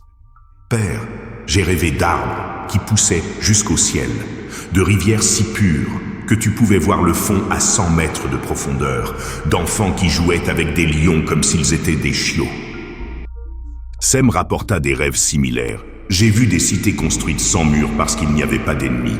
J'ai vu des champs qui produisirent des récoltes si abondantes que personne ne connaissait la fin. » Même Cham, qui avait lutté avec des doutes pendant si longtemps, commença à expérimenter une paix qu'il n'avait pas sentie depuis des années. « Père, Je comprends finalement pourquoi cela devait être ainsi. Nous ne perdons pas un monde, nous en gagnons un nouveau. Mais pendant que la famille de Noé se préparait intérieurement pour le déluge, le monde extérieur vivait ces derniers jours dans un mélange de déni, terreur et frénésie désespérée. La nouvelle de l'annonce des 7 jours s'était étendue dans toute la région avec une vitesse surnaturelle. C'était comme si chaque personne avait entendu la voix divine simultanément, peu importe où elle était ou ce qu'elle faisait à ce moment-là. Les réactions furent aussi variées que l'humanité elle-même. Certains entrèrent dans une panique totale. Des familles entières abandonnèrent leur foyer et coururent vers les terres hautes, comme si elles pouvaient échapper à un déluge mondial simplement en étant à des élévations plus grandes. D'autres s'enfermèrent dans leurs maisons, comme si des murs de pierre pouvaient les protéger d'eau qui couvrirait les montagnes. Certains se livrèrent à des orgies d'autodestruction. Si le monde allait finir, raisonnait-il, mieux valait vivre les derniers jours sans restriction. Les cités se convertirent en scènes de chaos où toutes les normes sociales furent abandonnées. Vols, viols, assassinats et rituels de sang devinrent communs en pleine lumière du jour. D'autres répondirent avec une religiosité désespérée. Les temples se remplirent de personnes offrant des sacrifices chaque fois plus extrêmes, espérant que leur Dieu les protégerait du jugement annoncé. Certains offraient tous leurs biens, d'autres offraient leurs enfants. Les plus désespérés s'offraient eux-mêmes. Mais il y avait aussi un petit groupe qui répondit différemment, avec un repentir authentique. C'étaient des individus qui, en entendant l'annonce des 7 jours, comprirent finalement que tous les avertissements de Noé avaient été littéralement vrais. Ils n'étaient pas nombreux, peut-être quelques centaines dans toute la région, mais ils étaient authentiques dans leur remords pour la vie qu'ils avaient vécue. Certains de ces repentis firent le voyage jusqu'à l'arche pour confesser leurs péchés directement à Noé. Ils n'espéraient pas être admis physiquement dans l'embarcation. Ils voulaient simplement que quelqu'un qui avait clairement une connexion avec Dieu sache qu'ils reconnaissaient leurs erreurs. « J'ai vécu une vie d'égoïsme et de cruauté, » dit une vieille femme à Noé. « Je sais qu'il est trop tard pour changer mon destin, mais je veux que Dieu sache que je comprends finalement à quel point j'avais tort. » « Il n'est pas trop tard pour le pardon, » lui répondit Noé. « Dieu écoute le repentir authentique, peu importe quand il arrive. » « Mais serais-je sauvé du déluge ? Ton corps périra avec le reste du monde corrompu, mais ton âme, si elle appartient vraiment à Dieu maintenant, a un futur que je ne peux pas voir, mais auquel je fais confiance qu'il sera bon. » Ces conversations étaient les plus difficiles pour Noé. Il était douloureux de confirmer à des personnes repenties qu'elles ne pourraient pas échapper physiquement au jugement à venir. Mais il était aussi réconfortant de savoir que les derniers jours avaient produit au moins quelques cœurs véritablement changés. Le 7e jour arriva avec un calme antinaturel. Il n'y avait pas de vent, il n'y avait pas de sons d'animaux sauvages ou d'oiseaux chantants. Même les sons humains des cités distantes semblaient atténués, comme si le monde entier retenait son souffle. La famille de Noé se réunit sur le pont supérieur de l'arche pour observer leur dernier lever de soleil dans le monde antédiluvien. Il était beau d'une manière qu'aucun n'avait complètement appréciée auparavant. Les couleurs du ciel, la forme des montagnes distantes, même le patron des nuages avait une qualité qu'il savait ne jamais revoir. « Êtes-vous prêts ? » demanda Noé à sa famille. « Non, » répondit sa femme honnêtement. « Comment quelqu'un pourrait-il être prêt pour quelque chose comme ça ? Mais nous faisons confiance à Dieu, et cela devra suffire. » À midi se passa quelque chose qui marqua le commencement de la fin. La porte de l'arche se ferma. Ils ne la fermèrent pas, elle se ferma par elle-même, ou plus précisément, elle fut fermée par une main invisible qui appliqua des sceaux qu'aucun pouvoir humain ne pourrait ouvrir. Le son de la fermeture finale résonna comme le glas d'une cloche géante, audible à des kilomètres de distance. C'était un son qui communiquait une finalité absolue. L'opportunité de repentir était terminée. Le temps de préparation était conclu. Maintenant, il ne restait qu'à attendre. Le 17 du second mois de l'an 600 de la vie de Noé commença avec un calme surnaturel qui précéda la destruction la plus complète que la Terre ait jamais expérimentée. À l'intérieur de l'arche, la famille se réveilla avec une sensation étrange. Les animaux aussi semblaient à la sentir. Des espèces qui normalement seraient actives à l'aube restaient tranquilles, comme si elles savaient que ce n'était pas un jour ordinaire. À 10 heures du matin, la Mecque était sur la place principale de la ville la plus proche, s'adressant à une multitude qui était venue écouter sa réfutation finale des prophéties de Noé. Regardez autour de vous, voyez-vous des nuages, sentez-vous du vent? C'est un autre beau jour dans le paradis que nous avons construit. La multitude applaudissait, désespérée de croire que le danger était passé. Le fou de l'arche est enfermé dans sa boîte de bois, attendant un déluge qui ne viendra jamais. Ce fut exactement à ce moment-là que tomba la première goutte. Directement sur le front de la Mecque, froide et lourde comme si elle était tombée d'une hauteur impossible. Puis une seconde, une troisième. C'est juste une pluie légère, murmura-t-il, mais sa voix avait perdu toute confiance. En quelques minutes, ce qui avait commencé comme des gouttes dispersées s'intensifia jusqu'à devenir une pluie constante. Mais ce n'était pas une pluie ordinaire. Les gouttes étaient plus grandes, plus lourdes, et tombaient avec une force qui suggérait des hauteurs atmosphériques impossibles. Mais alors commencèrent les sons souterrains. D'abord, ce fut un gémissement bas qui semblait venir des profondeurs de la terre, puis des craquements, comme si des rochers géants se fissurant très profondément. Finalement, un rugissement qui grandissait jusqu'à ce qu'il se sente à travers les pieds. Les sources du grand abîme, murmura Noé depuis l'intérieur de l'arche. La première fissure apparut dans le sol de la place où la Mecque avait parlé. Ce n'était pas une petite fente, c'était une ouverture de plusieurs mètres de large qui s'étendait si profondément qu'on ne pouvait pas voir le fond. De cette fissure commença à jaillir de l'eau. Non pas le goutte à goutte d'une source, mais un geyser puissant qui lançait des colonnes d'eau à 20 mètres de hauteur. En quelques minutes apparut une seconde fissure, puis une troisième. En 1 heure, toute la région était marquée par d'énormes blessures dans la terre, desquelles jaillissaient des océans souterrains. La pluie s'était intensifiée jusqu'à devenir un déluge vertical. Il n'était pas possible de marcher sans être renversé. Il n'était pas possible de voir au-delà de quelques mètres à cause de la densité de la précipitation.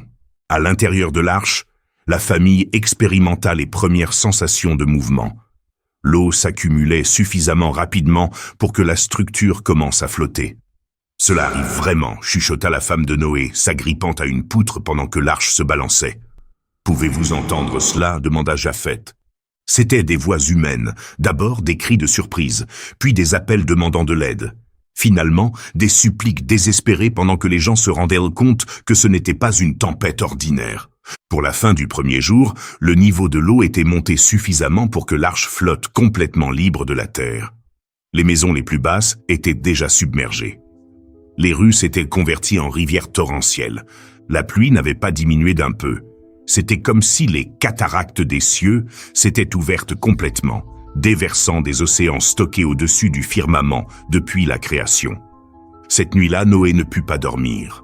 Non par peur pour leur sécurité, ils savaient qu'ils étaient bas protégés, mais par la douleur d'entendre les voix de ceux qui se noyaient dehors. C'étaient des voix de personnes qu'il connaissait, des commerçants avec qui il avait fait affaire, des familles qui avaient vécu près pendant des décennies, des enfants dont il se rappelait les noms du marché. Et mélangé avec les cris de terreur, il entendait occasionnellement quelque chose de plus déchirant. Des voix qui clamaient à Dieu demandant miséricorde, des personnes qui croyaient finalement, mais pour qui il était trop tard pour le salut physique. « Mon Dieu, priait Noé en silence, que ta miséricorde atteigne leurs âmes, bien que leur corps périsse. » Le second jour apporta une réalisation horrible.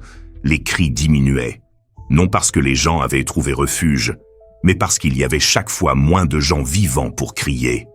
Pour le troisième jour, le silence dehors était presque complet, interrompu seulement par le son constant de la pluie et l'occasionnel craquement de structures s'effondrant sous l'eau. Le quatrième jour, Noé regarda par une des fenêtres supérieures et vit que l'arche flottait au-dessus de ce qui avait été autrefois le sommet de collines familières. Le monde qu'il avait connu pendant 600 ans avait disparu complètement sous un océan infini. La destruction n'était pas seulement une inondation, c'était une annihilation totale de tout ce qui respirait de l'air sur toute la surface de la Terre. Pour le 20e jour du déluge, la réalité de ce qui se passait avait surpassé même les visions les plus terribles que Noé avait reçues. Le monde ne s'inondait pas graduellement. Il se dissolvait complètement sous des eaux qui semblaient n'avoir aucune limite. Depuis les fenêtres supérieures de l'arche, la seule chose visible était l'eau dans toutes les directions jusqu'à l'horizon. Les montagnes les plus hautes de la région, des pics qui avaient défini la géographie pendant des millénaires, étaient maintenant à peine des ondulations sous la surface d'un océan mondial. « Père, comment est-il possible qu'il y ait tant d'eau » demanda Sem, observant l'immensité liquide qui s'étendait infiniment. « Ce n'est pas seulement l'eau de pluie, » répondit Noé. « Les sources du grand abîme se sont ouvertes. Des océans qui avaient été stockés dans les profondeurs de la terre depuis la création sortent tous à la fois. » L'échelle de la destruction était incompréhensible. Des cités qui avaient pris des siècles à construire avaient disparu en jours. Des civilisations entières, avec leurs temples, bibliothèques, œuvres d'art et connaissances accumulées gisaient maintenant sous des centaines de mètres d'eau. Les derniers vestiges de résistance humaine avaient été particulièrement déchirants à voir. Pendant les premiers jours, certains avaient réussi à construire des radeaux improvisés ou à se réfugier dans les structures les plus hautes. Depuis l'arche, la famille de Noé avait pu voir des groupes de survivants s'accrochant désespérément à des tours de temples, des toits de bâtiments hauts et même des cimes d'arbres géants. Mais les eaux n'avaient pas cessé de monter. Et quand les refuges temporaires furent dépassés, les scènes finales furent dévastatrices. Noé se rappelait vivement avoir vu une famille complète sur le toit de ce qui avait été un grenier élevé. Des parents avec 3 petits-enfants, blottis ensemble pendant que l'eau montait inexorablement. Il les avait observés pendant 2 jours, sachant qu'il n'y avait rien qu'ils puissent faire pour les aider. « Pourquoi ne pouvons-nous pas essayer de sauver quelques-uns » avait demandé Japhet avec des larmes dans les yeux. « Parce que ce n'est pas nous qui contrôlons qui entre dans l'arche » avait répondu Noé, le cœur brisé. Dieu lui-même a fermé la porte. Notre rôle est de préserver ce qu'il nous a confié, pas de prendre des décisions qui ne correspondent qu'à lui. La réponse n'avait consolé personne, mais c'était la vérité. L'arche n'était pas un bateau de sauvetage. C'était un refuge désigné spécifiquement pour les 8 humains qui repeupleront la Terre. Le plus perturbant avait été d'être témoin de comment le désespoir avait fait ressortir autant le meilleur que le pire de la nature humaine dans ces derniers moments. Ils avaient vu des actes de sacrifice héroïques, des pères qui se jetaient à l'eau pour donner à leurs enfants quelques minutes de plus dans des refuges élevés, des personnes qui partageaient leurs derniers morceaux de nourriture avec des étrangers, des groupes qui s'organisaient pour aider les plus faibles à atteindre des endroits plus hauts. Mais ils avaient aussi été témoins de la brutalité finale, des survivants qui tuaient d'autres pour prendre leur place sur des radeaux surchargés, des forts qui jetaient les faibles à l'eau pour conserver les ressources, et même des actes de cannibalisme quand la nourriture s'épuisa. C'était comme si le jugement avait révélé la véritable nature de chaque âme humaine dans ces moments finaux. Pour le 30e jour, même les derniers refuges avaient été dépassés par les eaux. Les pics les plus hauts des montagnes les plus élevées étaient maintenant plusieurs mètres sous la surface. Le silence dehors de l'arche était absolu, interrompu seulement par le son constant de la pluie qui continuait de tomber sans diminuer. À l'intérieur de l'arche, la vie avait développé ses propres rythmes étranges. Les animaux semblaient être dans un état d'hibernation surnaturelle. Des espèces qui normalement nécessitaient une alimentation constante subsistaient maintenant avec des rations minimales.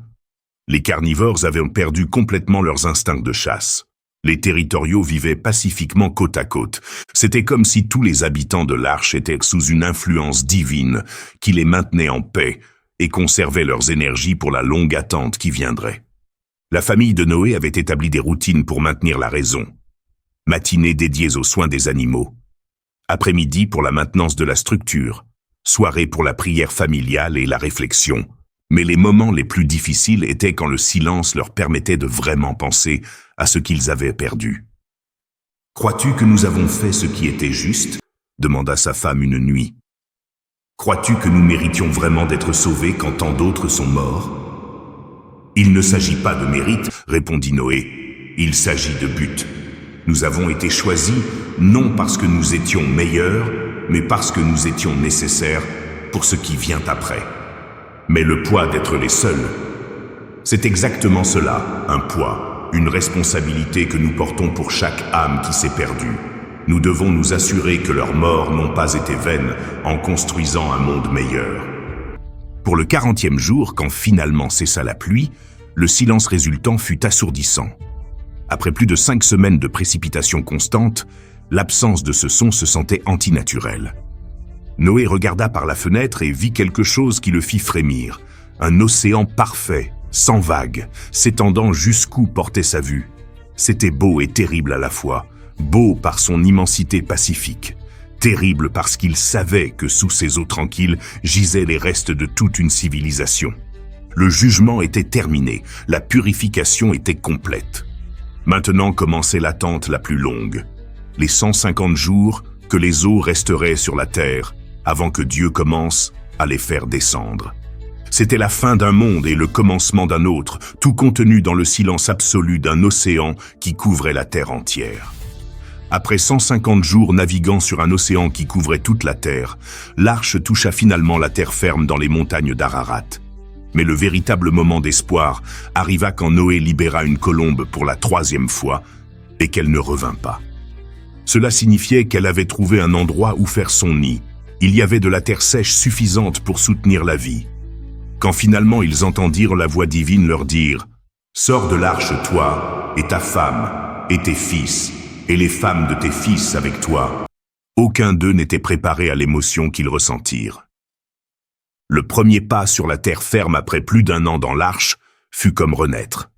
Le sol se sentait étrangement solide sous leurs pieds après tant de temps à se balancer sur les eaux. L'air était plus pur qu'ils ne s'en souvenaient, comme s'il avait été lavé complètement. Mais ce qui les impacta le plus fut le silence.